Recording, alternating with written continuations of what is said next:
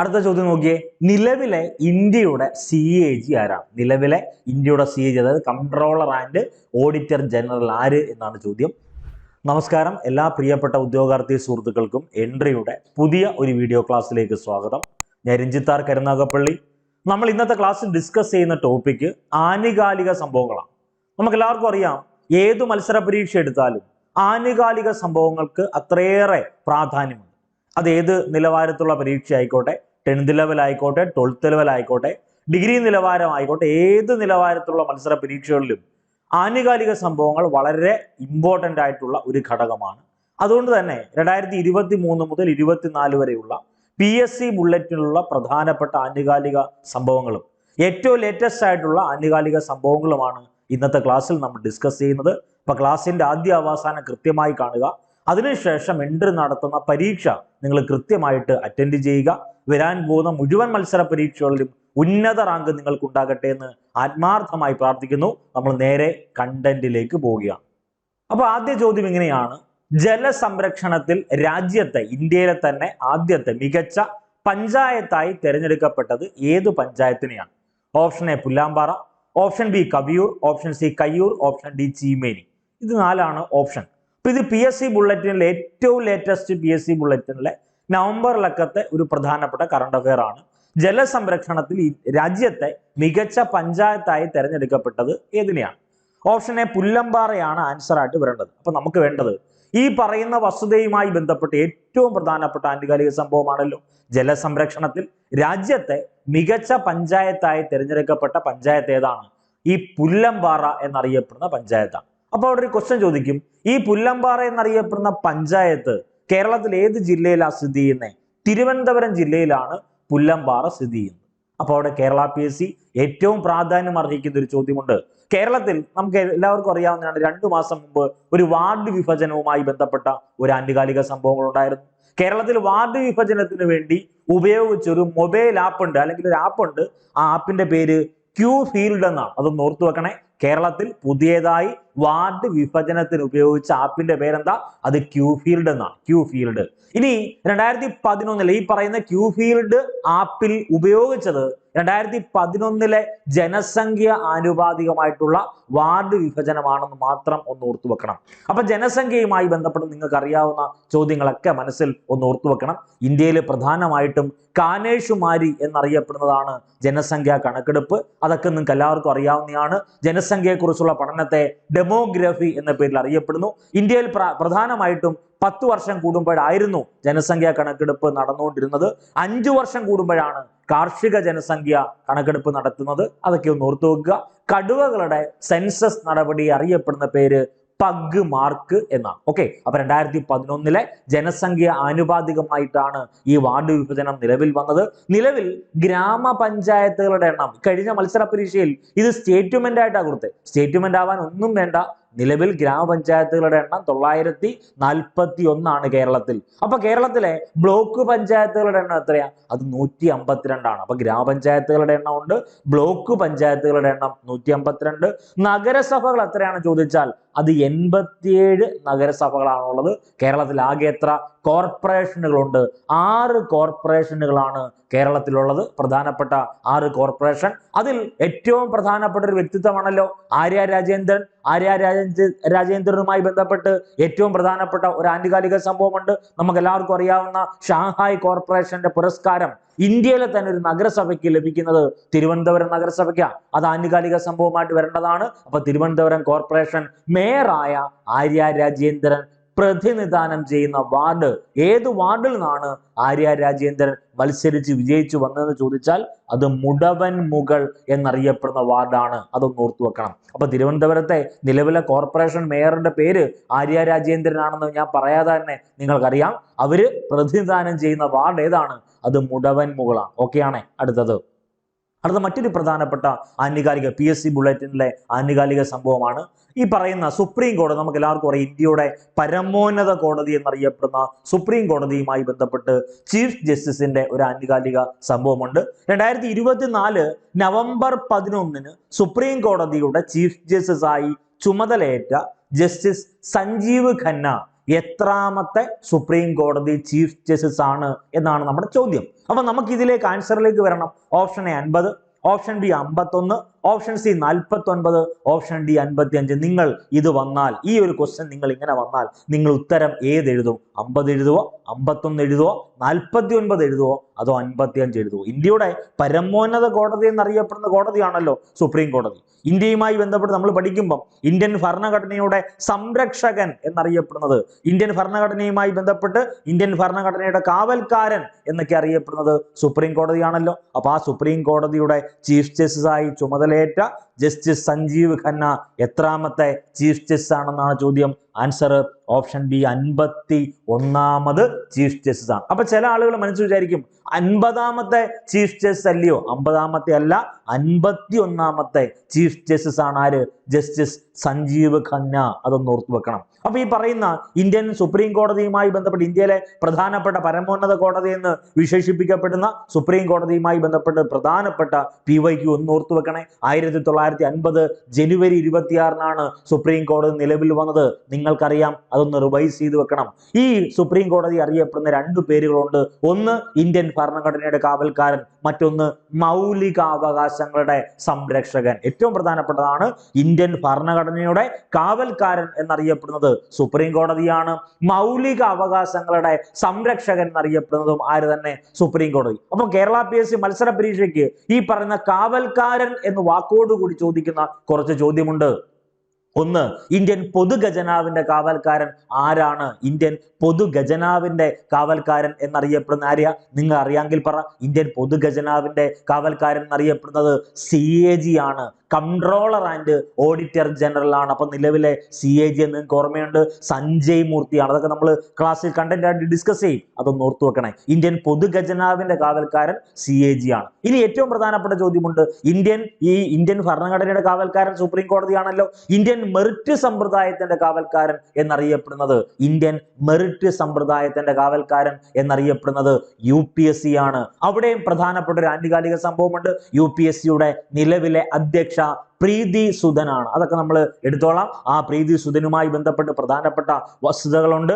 ആ പ്രീതി സുധനുമായി ബന്ധപ്പെട്ട് പഠിക്കുന്ന സമയത്താണ് UPSCയുടെ ചരിത്രത്തിൽ 2ാമത്തെ വനിതാ അധ്യക്ഷ, UPSCയുടെ അധ്യക്ഷ പദവിയിൽ എത്തുന്ന 2ാമത്തെ വനിതയാണ് പ്രീതി സുധൻ. അപ്പൊ അതൊന്ന് ഓർത്തു വെക്കുക. നമുക്ക് വേണ്ട ചോദ്യത്തിലേക്ക് വരുന്നു. ഇന്ത്യൻ ഭരണഘടനയുടെ കാവൽക്കാരൻ എന്നും മൗലികാവകാശങ്ങളുടെ സംരക്ഷകൻ എന്നും അറിയപ്പെടുന്ന ആരെയാണ്? സുപ്രീം കോടതിയാണ്. സുപ്രീം കോടതി ആസ്ഥാനം നമുക്ക് എല്ലാവർക്കും അറിയാം, ന്യൂഡൽഹിയാണ്. അതൊക്കെ ഒന്ന് ഓർത്തു വെക്കുക. അടുത്തത്, സുപ്രീം കോടതിയുടെ ചീഫ് ജസ്റ്റിസ് ആയ ആദ്യ വ്യക്തിയുടെ പേര് ഹരിലാൽ ജെ കെനിയ എന്നല്ലേ? 37ാമതൊരു വ്യക്തിയുണ്ട്. 37ാമത്തത് മലയാളിയാണ്, KG ബാലകൃഷ്ണനാണ്. 50ാമത്തെ ഏറ്റവും പ്രധാനപ്പെട്ട, നമുക്ക് എല്ലാവർക്കും അറിയാം, മത്സര പരീക്ഷയ്ക്ക് പഠിക്കുന്ന സമയത്ത് ഈ 50, 100, 75, 25 തുടങ്ങിയിട്ടുള്ള അക്കങ്ങളൊക്കെ ഒന്ന് ഓർത്തു വെക്കുക. അത് ചില മത്സര പരീക്ഷയിൽ ചോദ്യമായി ചോദ്യകർത്താവ് ഇടാറുണ്ട്. 50ാമത്തെ സുപ്രീം കോടതി ചീഫ് ജസ്റ്റിസ് DY ചന്ദ്രചൂഡാണ്. അദ്ദേഹത്തിന്റെ കാലാവധി കഴിഞ്ഞു. അതിനുശേഷം 51ാമതായിട്ട് വന്നതാണ് ആര്? സഞ്ജീവ് ഖന്ന. അതൊന്ന് ഓർത്തു വെക്കണം. ഇനി നമുക്ക് എല്ലാവർക്കും അറിയാവുന്ന ഒരു വിയോഗമുണ്ട്. ജസ്റ്റിസ് M ഫാത്തിമ ബീബി, സുപ്രീം കോടതി ജഡ്ജിയായ ആദ്യ വനിതയാണ് ആര്? M ഫാത്തിമ ബീബി. ഇതെല്ലാം ആനുകാലിക സംഭവത്തിൽ വരുന്നതാണ്. അപ്പൊ ഇന്ത്യൻ ഭരണഘടനയുമായി ബന്ധപ്പെട്ട് ഇന്ത്യയുടെ ഏറ്റവും പ്രധാനപ്പെട്ട ഇന്ത്യൻ ഭരണഘടനയുടെ കാവൽക്കാരൻ, മൗലികാവകാശങ്ങളുടെ സംരക്ഷകൻ എന്നീ വിശേഷണങ്ങളുള്ള സുപ്രീം കോടതിയുമായി ബന്ധപ്പെട്ട ഈ ആനുകാലിക സംഭവം, ഈ PYQ നിങ്ങളൊന്ന് ഓർത്തു വെക്കണം. അടുത്തത് വളരെ വളരെ പ്രധാനപ്പെട്ട മറ്റൊരു ആനുകാലിക സംഭവം, മികച്ച പാർലമെന്റേറിയനുള്ള 2024 TM ജേക്കബ് സ്മാരക പുരസ്കാരത്തിന് അർഹനായ ലോക്സഭാംഗം ആരാണ്? ഇതാണ് ക്വസ്റ്റ്യൻ. മികച്ച പാർലമെന്റേറിയനുള്ള 2024 TM ജേക്കബ് സ്മാരക പുരസ്കാരത്തിന് അർഹനായ ലോക്സഭാ അംഗം ആരാണ് ചോദ്യം. Option A NK Premachandran, option B KC Venugopal, option C Priyanka Gandhi, option D Rahul Gandhi. നിങ്ങൾ തന്നെ ഒന്ന് ആൻസർ കമന്റ് ചെയ്തേ. ഇതിൽ ഏത് ഓപ്ഷൻ ആയിരിക്കും നിങ്ങൾ എഴുതാൻ പോകുന്നത്? ആൻസർ ആയിട്ട് വരേണ്ടത് NK പ്രേമചന്ദ്രനാണ്. അപ്പൊ NK പ്രേമചന്ദ്രന്റെ കറണ്ട് അഫയർ ആയി. അദ്ദേഹം കൊല്ലം പാർലമെന്റേറിയൻ അല്ലെങ്കിൽ പാർലമെന്റ് മണ്ഡലത്തിലെ MP ആണെന്ന് ഓർത്തു വെക്കണമല്ലോ. മികച്ച പാർലമെന്റേറിയനുള്ള 2024 TM ജേക്കബ് സ്മാരക പുരസ്കാരത്തിന് അർഹനായ ലോക്സഭാംഗമാണ് ആര്? NK പ്രേമചന്ദ്രൻ. അപ്പൊ KC വേണുഗോപാലിന് ഒരു കറണ്ട് അഫയർ ഉണ്ട്. എന്തുവാ? KC വേണുഗോപാലുമായി ബന്ധപ്പെട്ട് നിങ്ങൾക്ക് ഓർമ്മയിൽ വരുന്ന ആനുകാലിക സംഭവം, അദ്ദേഹം ഈ പറയുന്ന 20 ലോക്സഭാംഗങ്ങളിൽ ഒരാളാണ് എന്ന് നിങ്ങൾക്ക് അറിയാം. കേരളത്തിൽ നിന്ന് 20 ലോക്സഭാ അംഗങ്ങളുണ്ട്. അതിലൊരു വ്യക്തി KC വേണുഗോപാൽ സമ്മതിച്ചു. അദ്ദേഹത്തിന് മറ്റൊരു പ്രത്യേകതയുണ്ട്. അദ്ദേഹം പബ്ലിക് അക്കൗണ്ട് കമ്മിറ്റിയുടെ PAC പബ്ലിക് അക്കൗണ്ട് കമ്മിറ്റിയുടെ നിലവിലെ അധ്യക്ഷനാണ് ഈ പറയുന്ന KC വേണുഗോപാൽ. അതും നമ്മൾ ആനുകാലികത്തിൽ പഠിക്കും, അതൊന്ന് ഓർത്തു വെക്കണം. അപ്പൊ ഓപ്ഷൻ സിയിലേക്ക് വരണം. അപ്പൊ ആൻസർ NK പ്രേമചന്ദ്രൻ ആണെന്ന് കിട്ടി. ഇനി ഓപ്ഷൻ സിയിലേക്ക് വരണം, പ്രിയങ്ക ഗാന്ധി. നമുക്ക് എല്ലാവർക്കും അറിയാവുന്നതാണ്, വയനാട് ഉപതെരഞ്ഞെടുപ്പ് നടന്നു. ആ വയനാട് ഉപതെരഞ്ഞെടുപ്പിന്റെ അടിസ്ഥാനത്തിൽ ഏറ്റവും കൂടിയ ഭൂരിപക്ഷം, രാഹുൽ ഗാന്ധിയേക്കായി കൂടിയ ഭൂരിപക്ഷം ആർക്കുണ്ട്? ഇപ്പൊ പ്രിയങ്ക ഗാന്ധിക്കുണ്ട്. അപ്പൊ നേരത്തെ 18ാം ലോക്സഭയിൽ നിന്ന് കേരളത്തിൽ നിന്ന് 20 ലോക്സഭാംഗങ്ങൾ പോയല്ലോ പാർലമെന്റിലേക്ക്. അപ്പൊ അതിൽ ഏറ്റവും കൂടുതൽ ഭൂരിപക്ഷം ആർക്കായിരുന്നു? രാഹുൽ ഗാന്ധിക്കായിരുന്നു. അത് മാറി ഇപ്പൊ ആർക്കാണ്? പ്രിയങ്ക ഗാന്ധിക്കാണ്. അപ്പൊ ഓർത്തു വെക്കുക, രാഹുൽ ഗാന്ധി വയനാട്ടിൽ നിന്ന് മത്സരിച്ചു പോയി, അദ്ദേഹം അവിടുന്ന് രാജിവെച്ചു. അപ്പൊ അതിന് ബദലായിട്ട്, അല്ലെങ്കിൽ അതിന് ഉപതെരഞ്ഞെടുപ്പ് നടക്കുന്നു. അങ്ങനെയാണ് പ്രിയങ്ക ഗാന്ധി വന്ന് മത്സരിച്ച് രാഹുൽ ഗാന്ധിയേക്കായി കൂടുതൽ എന്ത് കിട്ടി? ഭൂരിപക്ഷം കിട്ടി. അതൊന്ന് ഓർത്തു വെക്കുക. അപ്പൊ മികച്ച പാർലമെന്റേറിയനുള്ള 2024 TM ജേക്കബ് സ്മാരക പുരസ്കാരത്തിന് അർഹനായ ലോക്സഭാംഗമാരാ? അത് NK പ്രേമചന്ദ്രനാണ്. അതൊന്ന് ഓർത്തു വെക്കണം. KC വേണുഗോപാലിന്റെ പ്രത്യേകത പറഞ്ഞേ, നിലവിലെ പാർലമെന്ററി കമ്മിറ്റിയായ പബ്ലിക് അക്കൗണ്ട് കമ്മിറ്റിയുടെ നിലവിലെ അധ്യക്ഷനാണ് ആര്? KC വേണുഗോപാൽ. അപ്പൊ അവിടെ എന്തുകൊണ്ട് KC വേണുഗോപാലിനെ അധ്യക്ഷനായി നിയമിച്ചു? അതിന്റെ കാര്യം, അദ്ദേഹം പ്രതിപക്ഷ നേതാവല്ല, പ്രതിപക്ഷ അംഗമാണ്. പ്രതിപക്ഷ നേതാവ് ആരാ? അത് രാഹുൽ ഗാന്ധി ആണെന്ന് നിങ്ങൾക്ക് എല്ലാവർക്കും അറിയാവുന്നതാണ്. നിലവിലെ 18ാം ലോക്സഭയുടെ പ്രതിപക്ഷ നേതാവ് രാഹുൽ ഗാന്ധിയാണ്. ഇത് പ്രതിപക്ഷ അംഗമാണ്. അപ്പൊ അവിടെ ഒരു ക്വസ്റ്റ്യൻ ചോദിക്കും, പ്രതിപക്ഷ അംഗം ചെയർമാനായ ഏക പാർലമെന്ററി കമ്മിറ്റി ഏതാണ്? ഈ പറയുന്ന പബ്ലിക് അക്കൗണ്ട് കമ്മിറ്റി എന്നറിയപ്പെടുന്ന PAC ആണ്. അത് എന്തുകൊണ്ടാണ് അങ്ങനെ കണ്ടന്റ് പറയുന്നത് ഒക്കെ നമ്മൾ ഡിസ്കസ് ചെയ്യും. അപ്പൊ ഈ ക്വസ്റ്റിന് ആൻസർ കിട്ടിയല്ലോ. ഇനി നമുക്ക് വേണ്ടത് ഈ പറയുന്ന 18ാം ലോക്സഭ, ആൻസർ NK പ്രേമചന്ദ്രനാണ്. അപ്പൊ ഈ പറയുന്ന 18ാം ലോക്സഭയിൽ കൂടുതൽ ഭൂരിപക്ഷം, കുറവ് ഭൂരിപക്ഷം ഒന്ന് ഓർത്തു വെക്കണം. ഇന്ത്യയിൽ മൊത്തമാണ്, കേരളത്തിലെ കേസല്ല നമ്മൾ പറഞ്ഞത്. കേരളത്തിലെ കേസ് വരുമ്പം അടൂർ പ്രകാശ് ആണ് ഏറ്റവും കുറവ് ഭൂരിപക്ഷം. ഏറ്റവും കൂടുതൽ നേരത്തെ ആരായിരുന്നു? ഏറ്റവും കൂടുതൽ ഭൂരിപക്ഷം കിട്ടിയത് രാഹുൽ ഗാന്ധി ആയിരുന്നു. അത് മാറി ഇപ്പൊ പ്രിയങ്ക ഗാന്ധി എന്നേ നമുക്ക് പറയാൻ പറ്റൂ. അപ്പൊ ഈ 18ാം ലോക്സഭയുടെ ഇന്ത്യയിൽ മൊത്തം എടുക്കുകയാണെങ്കിൽ 18ാം ലോക്സഭയിൽ ഏറ്റവും കൂടുതൽ ഭൂരിപക്ഷം ലഭിച്ചത് ശങ്കർലാൽ വാനി എന്നറിയപ്പെടുന്ന വ്യക്തിയാണ്. അദ്ദേഹം ഇൻഡോറിൽ നിന്നുള്ള MP ആണ്. 11.75, അതായത് ഏകദേശം 11.25 ലക്ഷം വോട്ടിന്റെ ഭൂരിപക്ഷം ആർക്കുണ്ട്? ഈ പറഞ്ഞ ശങ്കർലാൽ വാനിക്കുണ്ട്. 11.75 ലക്ഷം വോട്ടാണ് ഈ ശങ്കർലാൽ വാനിക്ക് ലഭിച്ചത്. ഇനി ഏറ്റവും കുറവ് ഭൂരിപക്ഷമുണ്ട്, അത് രവീന്ദ്ര ദത്താറാം വൈക്കർ എന്നറിയപ്പെടുന്ന വ്യക്തിയാണ്. നോർത്ത് വെസ്റ്റ് മുംബൈയിലെ MP ആണ്. അദ്ദേഹത്തിന് കിട്ടിയ വോട്ട്, അല്ലെങ്കിൽ ഭൂരിപക്ഷം 48 ആണ്. 48 വോട്ടാണ് ഈ പറഞ്ഞ രവീന്ദ്ര ദത്താറാം വൈക്കറിന് നോർത്ത് വെസ്റ്റ് മുംബൈയിൽ നിന്ന് കിട്ടിയത്. അത് ഭൂരിപക്ഷമാണ് ഞാൻ ഈ പറഞ്ഞത്. അപ്പൊ ഏറ്റവും കൂടുതൽ ഭൂരിപക്ഷം കിട്ടി, ഏറ്റവും കുറവ് ഭൂരിപക്ഷം. ഇവിടുത്തെ കേസാണ് ഞാൻ പറഞ്ഞത്, 18ാം ലോക്സഭയിലെ കേസാ പറഞ്ഞത്. മൊത്ത കേസ് ഓൾ ഇന്ത്യ ലെവലിലെ കണ്ടന്റ് ആണ് ഞാൻ പറഞ്ഞത്. ജസ്റ്റ് ഒന്ന് ഓർത്തു വെക്കണം. അപ്പൊ 18ാം ലോക്സഭയാണ് നിലവിൽ നമുക്ക് എല്ലാവർക്കും അറിയാം. 18ാം ലോക്സഭയിലെ സ്പീക്കറിന്റെ പേര് നമുക്കറിയാമെങ്കിൽ ഒന്ന് പറഞ്ഞേ. 18ാം ലോക്സഭയിലെ സ്പീക്കർ അത് ഓം ബിർളയാണ്. ഈ ഓം ബിർള പ്രതിനിധാനം ചെയ്യുന്ന ഒരു മണ്ഡലമുണ്ടല്ലോ, രാജസ്ഥാനിലെ കോട്ട മണ്ഡലം. വളരെ വളരെ പ്രധാനപ്പെട്ട ചോദ്യമാണ്. രാജസ്ഥാനിലെ കോട്ട മണ്ഡലത്തിൽ നിന്നാണ് ഓം ബിർള പ്രതിനിധാനം ചെയ്യുന്നത്. 18ാം ലോക്സഭാ സ്പീക്കറാണ്. അപ്പൊ അതുമായി ബന്ധപ്പെട്ട് നമുക്ക് വേണ്ട ലോക്സഭാ സ്പീക്കറിനെ കിട്ടണം, മറ്റു മന്ത്രിമാരെ കിട്ടണം, കേന്ദ്ര മന്ത്രിമാരെ കിട്ടണം, സഹമന്ത്രി സ്ഥാനത്തിരിക്കുന്ന വ്യക്തികളൊക്കെ പറ്റി കിട്ടണം, അവിടെ ക്യാബിനറ്റ് മന്ത്രിമാരെ കിട്ടണം. അതൊക്കെ നമ്മൾ വരും ക്ലാസ്സുകളിൽ എടുത്തോളാം. അപ്പൊ ഈ പറയുന്ന 2 ഭൂരിപക്ഷം ഒന്ന് ഓർത്തു വെക്കണം. അടുത്തത് ഈ മന്ത്രി സ്ഥാനം, അതായത് കേന്ദ്രമന്ത്രി പദവി അലങ്കരിക്കുമല്ലോ. ആ കേന്ദ്രമന്ത്രി പദത്തിൽ തന്നെ ഏറ്റവും പ്രായം കൂടിയ മന്ത്രിയാണ് ജിതിൻ റാം മാഞ്ചി. 79 വയസ്സുണ്ട് അദ്ദേഹത്തിന്. ഈ 18ാം ലോക്സഭയിലെ, അതായത് 18ാം ലോക്സഭയുടെ അടിസ്ഥാനത്തിൽ നിലവിൽ വന്ന ഇപ്പോഴത്തെ നിലവിലെ കേന്ദ്ര മന്ത്രിസഭയിൽ ഏറ്റവും പ്രായം കൂടിയ മന്ത്രി ജിതിൻ റാം മാഞ്ചിയാണ്. 79 വയസ്സാണ്. അപ്പൊ അദ്ദേഹം ഈ പറയുന്ന കൈകാര്യം ചെയ്യുന്ന പോർട്ട്ഫോളിയോ അല്ലെങ്കിൽ വകുപ്പ് ഒന്ന് ഓർത്തു വെക്കണം. മൈക്രോ ചെറുകിട ഇടത്തരം സംരംഭങ്ങളുടെ വകുപ്പാണ് ഈ പറഞ്ഞ ജിതൻ റാം മാഞ്ചി കൈകാര്യം ചെയ്യുന്നത്. ഇനി ഏറ്റവും പ്രായം കുറഞ്ഞ മന്ത്രിയുണ്ട്, അത് റാം മോഹൻ നായിഡു ആണ്. 36 വയസ്സേ ഉള്ളൂ അദ്ദേഹത്തിന്. അദ്ദേഹം കൈകാര്യം ചെയ്യുന്ന വകുപ്പ് വ്യോമയാന വകുപ്പാണ്. അത് ഓർത്തു വെക്കണേ. അപ്പൊ നിങ്ങളുടെ മനസ്സിലേക്ക് ഏറ്റവും അല്ലെങ്കിൽ പ്രാധാന്യത്തോടുകൂടി നിങ്ങൾ പഠിക്കുന്ന 2 മലയാളികളുണ്ട്. അത് നമ്മൾ ഡിസ്കസ് ചെയ്യും. അതിലൊന്ന് ഏറ്റവും പ്രധാനപ്പെട്ട വ്യക്തിത്വമാണ് സുരേഷ് ഗോപി. ദെൻ അടുത്ത ഒരു വ്യക്തികളുണ്ടല്ലോ, അതൊക്കെ അദ്ദേഹം ഏത് രാജ്യസഭ, ഏത് സംസ്ഥാനത്ത് രാജ്യസഭാംഗമാണ്? ലോക്സഭാംഗം വരുന്നില്ലല്ലോ. സുരേഷ് ഗോപി ആണല്ലോ ലോക്സഭാംഗം വരുന്നത്, മറ്റേത് രാജ്യസഭാംഗമാണ്? അതൊക്കെയുള്ള കണ്ടന്റ് നമ്മൾ ഡിസ്കസ് ചെയ്തോളാം. ഓക്കെ, അടുത്തത് കേരളവുമായി ബന്ധപ്പെട്ട് ഈ പറഞ്ഞ PSC ബുള്ളറ്റ് 2 ലക്കത്തിൽ നവംബർ 1 ലക്കവും നവംബർ 2 ലക്കവും വന്ന പ്രധാനപ്പെട്ട ആനുകാലിക സംഭവത്തിൽ കേരളവുമായി ബന്ധപ്പെട്ട് പ്രധാനപ്പെട്ട ആനുകാലിക സംഭവങ്ങൾ പറയുക. 1, കേരള സർവകലാശാലയ്ക്ക് ഒരു ആനുകാലിക സംഭവമുണ്ട്. ഈ കേരള സർവകലാശാല അന്താരാഷ്ട്ര നിലവാരമുള്ള സർവകലാശാലകളുടെ പട്ടികയിൽ ഇടം പിടിച്ചു. അപ്പോൾ അവരുടെ ഒരു ആനുകാലികമാക്കി എങ്ങനെയാ നിങ്ങൾ പഠിക്കേണ്ടത്? അന്താരാഷ്ട്ര നിലവാരമുള്ള സർവകലാശാലകളുടെ പട്ടികയിൽ ഇടം നേടിയ കേരളത്തിലെ സർവകലാശാല ഏത്? അത് കേരള സർവകലാശാലയാണ്, നമുക്കറിയാവുന്നതാണ്. ഇപ്പൊ കേരള സർവകലാശാലയ്ക്ക് ഒരു ആദ്യകാല പേരുണ്ട്, അത് തിരുവിതാംകൂർ സർവകലാശാല എന്നായിരുന്നു. അത് പേര് മാറ്റി കേരള സർവകലാശാല എന്നാക്കിയതാണ്. അതൊക്കെ നമുക്കറിയാവുന്നതാ. ഇനി ഏറ്റവും പ്രധാനപ്പെട്ട ഒരു പദ്ധതിയാണ് നമ്മൾ ഇനി പറയാൻ പോകുന്നത്, ഈ മോചൻ ക്ലിനിക്ക്. ഈ ക്വസ്റ്റ്യൻ കാണുമ്പോൾ തന്നെ നമുക്കറിയാം, ഈ മോചൻ ക്ലിനിക്ക് എന്ന് വെച്ചാൽ ഇലക്ട്രോണിക് മോചൻ ക്ലിനിക്ക് എന്ന. കുട്ടികൾ, നമ്മുടെയൊക്കെ വീടുകളിലും നമ്മുടെയൊക്കെ സമീപ പ്രദേശങ്ങളിലുള്ള കുട്ടികളായിക്കോട്ടെ, അവരുടെ മുതിർന്നവരായിക്കോട്ടെ, കുട്ടികളെ മാത്രമല്ല മുതിർന്നവരെയും മൊബൈൽ ലഹരിയിൽ നിന്ന് മോചിപ്പിക്കാനുള്ള പദ്ധതിയുടെ പേരാണ് ഈ മോചൻ ക്ലിനിക്ക്. ഇതൊരു സംസ്ഥാന പദ്ധതിയാണ്, അതല്ലാതെ കേന്ദ്ര പദ്ധതിയല്ല. കുട്ടികളെയും മുതിർന്നവരെയും മൊബൈൽ ലഹരിയിൽ നിന്ന്, മൊബൈൽ അഡിക്ഷനിൽ നിന്ന് മോചിപ്പിക്കാനുള്ള സംസ്ഥാന സർക്കാരിന്റെ പദ്ധതിയുടെ പേരെന്താണ്? അത് ഈ മോചൻ ക്ലിനിക്കാണ്. അതൊന്ന് ഓർത്തു വെക്കണം. അടുത്തത്, കേരള സംസ്ഥാനത്തെ ആദ്യത്തെ ഭരണഘടനാ സാക്ഷര ക്യാമ്പസ് ഏതാണ്?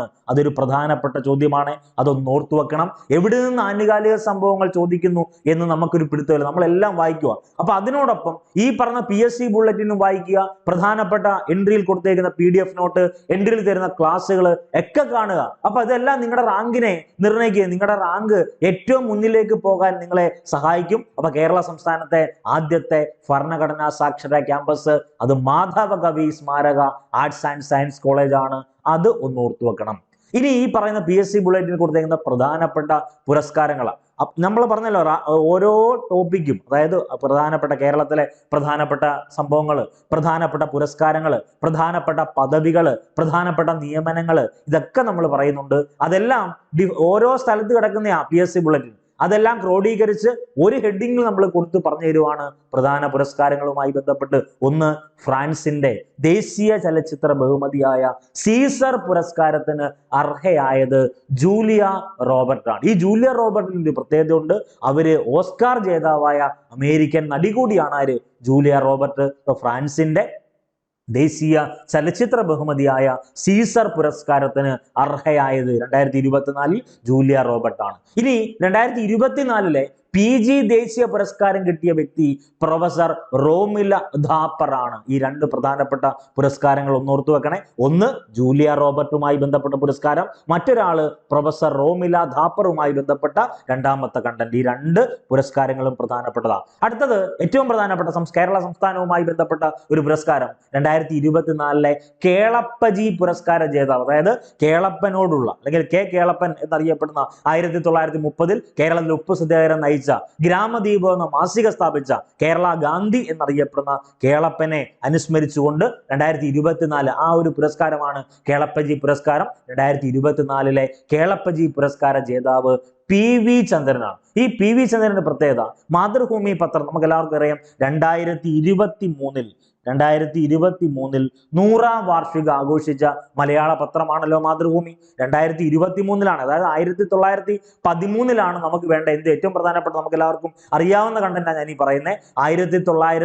ഏറ്റവും പ്രധാനപ്പെട്ട 1923 മാതൃഭൂമി പത്രം ആരംഭിക്കുന്നത്. അപ്പൊ 2023 അതിന്റെ 100ാം വാർഷികമല്ലയോ. അപ്പൊ PV ചന്ദ്രനാണ് മാതൃഭൂമി ചെയർമാനാണ്. അദ്ദേഹം നിലവിൽ മാതൃഭൂമിയുടെ ചെയർമാനും മാനേജിംഗ് ഡയറക്ടറുമാണ്. ആര്? PV ചന്ദ്രൻ. അപ്പം 2023 100ാം വാർഷികം ആഘോഷിച്ച മലയാള പത്രമാണ് മാതൃഭൂമി. ഇനി 2024 2024 100ാം വാർഷികം ആഘോഷിക്കുന്ന ഒരു നവോത്ഥാന പത്രമുണ്ട്. അത് ആരംഭിക്കുന്നത് നമുക്ക് എല്ലാവർക്കും അറിയാം, കേരള സുഭാഷ് ചന്ദ്രബോസ് എന്നറിയപ്പെടുന്ന വ്യക്തിയാണ്. അൽ അമീൻ എന്ന മാഗസിൻ അല്ലെങ്കിൽ പത്രം ആരംഭിച്ചത് മുഹമ്മദ് അബ്ദുറഹ്മാൻ സാഹിബാണ്. അതും നമ്മൾ ഡിസ്കസ് ചെയ്യും. അപ്പൊ 2024 കേളപ്പജി പുരസ്കാര ജേതാവാരാണ്? അത് PV ചന്ദ്രനാണ്. ഞാൻ ഉറപ്പ് പറയുന്നു, 2024 ടേമുകളെല്ലാം എല്ലാ ടോപ്പിക്കും നിങ്ങൾ വായിച്ചു, പഠിച്ചു, റിവൈസ് ചെയ്തു. നിങ്ങൾക്ക് അടുത്ത റാങ്ക് ലിസ്റ്റിൽ നേടാൻ പറ്റുന്ന വർഷം 2025. ഒന്ന് ആലോചിച്ച് നോക്കൂ. നിങ്ങൾ ഇത്രയേറെ വർക്ക് ചെയ്ത്, നിങ്ങൾ ഇത്രയേറെ PDF നോട്ട് വായിച്ചു, നിങ്ങൾ ഇത്രയേറെ ക്ലാസ് കണ്ടു, നിങ്ങൾ പരീക്ഷ എഴുതി.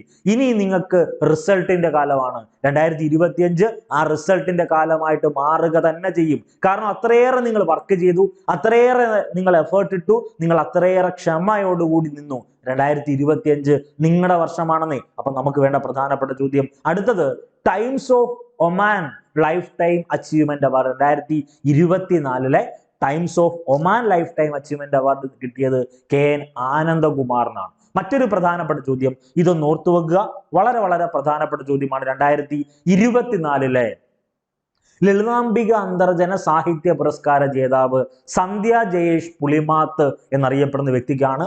അവരുടെ കൃതി അല്ലെങ്കിൽ നോവൽ ഓർത്തു വെക്കണം, ദയാവധം എന്ന നോവലാണ് സന്ധ്യ ജയേഷ് പുളിമാത്തിന്റെ. 2024 ലളിതാംബിക അന്തർജന സാഹിത്യ പുരസ്കാര ജേതാവ് ആരെന്ന് ചോദിച്ചാൽ അതിനുത്തരമായിട്ട് നിങ്ങൾ എഴുതേണ്ടത് ആരെയാണ്? അത് സന്ധ്യ ജയേഷ് പുളിമാത്താണ്. അവരുടെ നോവലിന്റെ പേര് ദയാവധം. അപ്പോൾ ഒരു മത്സര പരീക്ഷയ്ക്ക് ചോദിക്കുകയാണ്, ദയാവധം എന്ന നോവൽ ആരുടേതാണ്? അത് സന്ധ്യ ജയേഷ് പുളിമാത്ത്. എന്തുകൊണ്ടാണ് ആ ദയാവധം എന്ന നോവൽ വരാൻ കാരണം? 2024 ലളിതാംബിക അന്തർജന സാഹിത്യ പുരസ്കാര ജേതാവിന്റെ പേരാണ് ആര്? സന്ധ്യ ജയേഷ് പുളിമാത്ത്. അതൊന്ന് ഓർത്തു വെക്കണേ. അടുത്ത വളരെ പ്രധാനപ്പെട്ട ചോദ്യത്തിലേക്ക് വരുന്നു. നിലവിലെ ഏറ്റവും പ്രധാനപ്പെട്ട ചോദ്യമാണ്, നിലവിലെ ഇന്ത്യയുടെ CAG ആരാണ്? ചോദ്യം ഇതാണ്. വീണ്ടും റിപ്പീറ്റ് ചെയ്ത് പറയുന്നു, കാരണം ഇത്രയേറെ നമ്മൾ ടോപ്പിക്ക് പറഞ്ഞത് പുരസ്കാരങ്ങളാണ്. ഈ പുരസ്കാരങ്ങൾ എന്നറിയപ്പെടുന്ന ടോപ്പിക്ക് ഡിസ്കസ് ചെയ്ത് കഴിഞ്ഞു. ഇനി അടുത്ത ക്വസ്റ്റ്യനിലേക്കാണ് നമ്മൾ പോകുന്നത്. അടുത്ത ചോദ്യം നോക്കിയേ, നിലവിലെ ഇന്ത്യയുടെ CAG ആരാണ്? നിലവിലെ ഇന്ത്യയുടെ CAG, അതായത് കൺട്രോളർ ആൻഡ് ഓഡിറ്റർ ജനറൽ ആര് എന്നാണ് ചോദ്യം. Option A K Sanjay Murthy, option B Vijay Kishore Rahatkar, option C Vijayabharathi Sayani, option D Sanjiv Khanna. ഈ 4 ഓപ്ഷനും 4 ആനുകാലികമാണല്ലോ, നമുക്കറിയാവുന്നതാണ്. ഇത് 4 ഓപ്ഷനും 4 ആനുകാലികം. ഒന്ന് K സഞ്ജയ് മൂർത്തിയാണ് നമ്മുടെ ആൻസറിലേക്ക് പോകേണ്ടത്. നിലവിൽ ഇന്ത്യയുടെ CAG ആരാണ്? K സഞ്ജയ് മൂർത്തിയാണ്. അപ്പൊ ചില ആളുകൾ വിചാരിക്കും, അതിലല്ലോ നേരത്തെ ഞാൻ വേറെ കണ്ടന്റ് ആണല്ലോ വായിച്ചു വെച്ചത്. ഏറ്റവും ലേറ്റസ്റ്റ് കണ്ടന്റ് ഈ 3 ദിവസമായേ ഉള്ളൂ മാറിയിട്ട്. നിലവിലെ ഇന്ത്യയുടെ CAG K സഞ്ജയ് മൂർത്തിയാണ്. അപ്പം ഈ പറഞ്ഞ ഓപ്ഷൻ ബിയിലേക്ക് നോക്കിയേ, വിജയ് കിഷോർ റഹത്കർ. നിങ്ങൾക്ക് ആരായിട്ടാണ് നിങ്ങൾക്ക് ഫീൽ ചെയ്യുന്നത്? ഇവര് സംസ്ഥാനത്തിന്റെ ആണോ കേന്ദ്രത്തിന്റെ ആണോ? കേന്ദ്ര, അതായത് ദേശീയ വനിതാ കമ്മീഷൻ അധ്യക്ഷയാണല്ലോ വിജയ് കിഷോർ റഹത്കർ. ഓപ്ഷൻ സി നോക്കിയേ, വിജയഭാരതി സയാനി. ഓർമ്മയുണ്ടോ? ആക്ടിങ് എന്തിന്റെയാ? ദേശീയ മനുഷ്യാവകാശ കമ്മീഷന്റെ ആക്ടിങ് അധ്യക്ഷയാണല്ലോ വിജയഭാരതി സയാനി. അടുത്ത ഓപ്ഷൻ ഡി സഞ്ജീവ് ഖന്ന. സ്വല്പം മുന്നേ നമ്മൾ പറഞ്ഞതേ ഉള്ളൂ. എന്തിന്റെ? സുപ്രീം കോടതി ചീഫ് ജസ്റ്റിസ് ആണ് സഞ്ജീവ് ഖന്ന. അക്കം വളരെ പ്രധാനപ്പെട്ടതാണ്. 51ാമത് സുപ്രീം കോടതി ചീഫ് ജസ്റ്റിസ്. ഓക്കെ ആണല്ലോ. അടുത്തത്, അപ്പൊ ഈ പറയുന്ന CAG-യുമായി ബന്ധപ്പെട്ട് നേരത്തെ ആരായിരുന്നു CAG? ഗിരീഷ് ചന്ദ്ര മുർമു ആയിരുന്നു. അദ്ദേഹം ഒഴിഞ്ഞു. ഇപ്പൊ K സഞ്ജയ് മൂർത്തിയാണ്. ഇനി ഈ CAG അല്ലെങ്കിൽ കൺട്രോളർ ആൻഡ് ഓഡിറ്റർ ജനറലുമായി ബന്ധപ്പെട്ട് നിങ്ങൾക്ക് അറിയാവുന്ന പോയിന്റുകളൊക്കെ ഒന്ന് മനസ്സിലൊന്ന് റിവൈസ് ചെയ്ത് പോവാണ്. ആർട്ടിക്കിൾ, അതായത് ഇന്ത്യൻ ഭരണഘടനയിലെ CAG-യെ പറ്റി പ്രതിപാദിക്കുന്ന ആർട്ടിക്കിൾ 148 മുതൽ 151 വരെയാണ്. ഈ CAG അറിയപ്പെടുന്നവർ, ഒന്ന് പൊതുഖജനാവിന്റെ കാവൽക്കാരൻ എന്നറിയപ്പെടുന്നു. തൊട്ട് മുന്നേ നമ്മൾ പറഞ്ഞതാ ഒരു കാവൽക്കാരൻ എന്ന് പറഞ്ഞ ചോദ്യമുണ്ട്. അതിലൊന്ന് CAG-യുമായി ബന്ധപ്പെട്ട അപരനാമമാണ്. പൊതുഖജനാവിന്റെ കാവൽക്കാരൻ എന്നറിയപ്പെടുന്നത് CAG ആണ്. പബ്ലിക് അക്കൗണ്ട് കമ്മിറ്റി എന്നറിയപ്പെടുന്ന PSC-യുടെ സുഹൃത്തും വഴികാട്ടിയും എന്നറിയപ്പെടുന്നത് ആരാണ്? CAG ആണ്. പബ്ലിക് അക്കൗണ്ട് കമ്മിറ്റിയുടെ അല്ലെങ്കിൽ PSC-യുടെ കണ്ണും കാതും എന്നറിയപ്പെടുന്നതും ആര് തന്നെ? അതും CAG തന്നെ. ഈ CAG-യുടെ കാലാവധി എത്ര വർഷം? നിങ്ങൾ തന്നെ പറ. 6 വർഷമാണ്, അല്ലെങ്കിൽ 65 വയസ്സാണ്. നിയമിക്കുന്നത് ആരാണ്? ഈ പറഞ്ഞ CAG-യെ നിയമിക്കുന്നത്, പിരിച്ചുവിടുന്നത് പ്രസിഡന്റ് ആണ്. ഇന്ത്യയുടെ പരമോന്നത, നമുക്ക് എല്ലാവർക്കും അറിയാവുന്നതാണ്, ഇന്ത്യയുടെ സുപ്രീം കമാൻഡർ. നമ്മൾ പറയും എന്താണ്?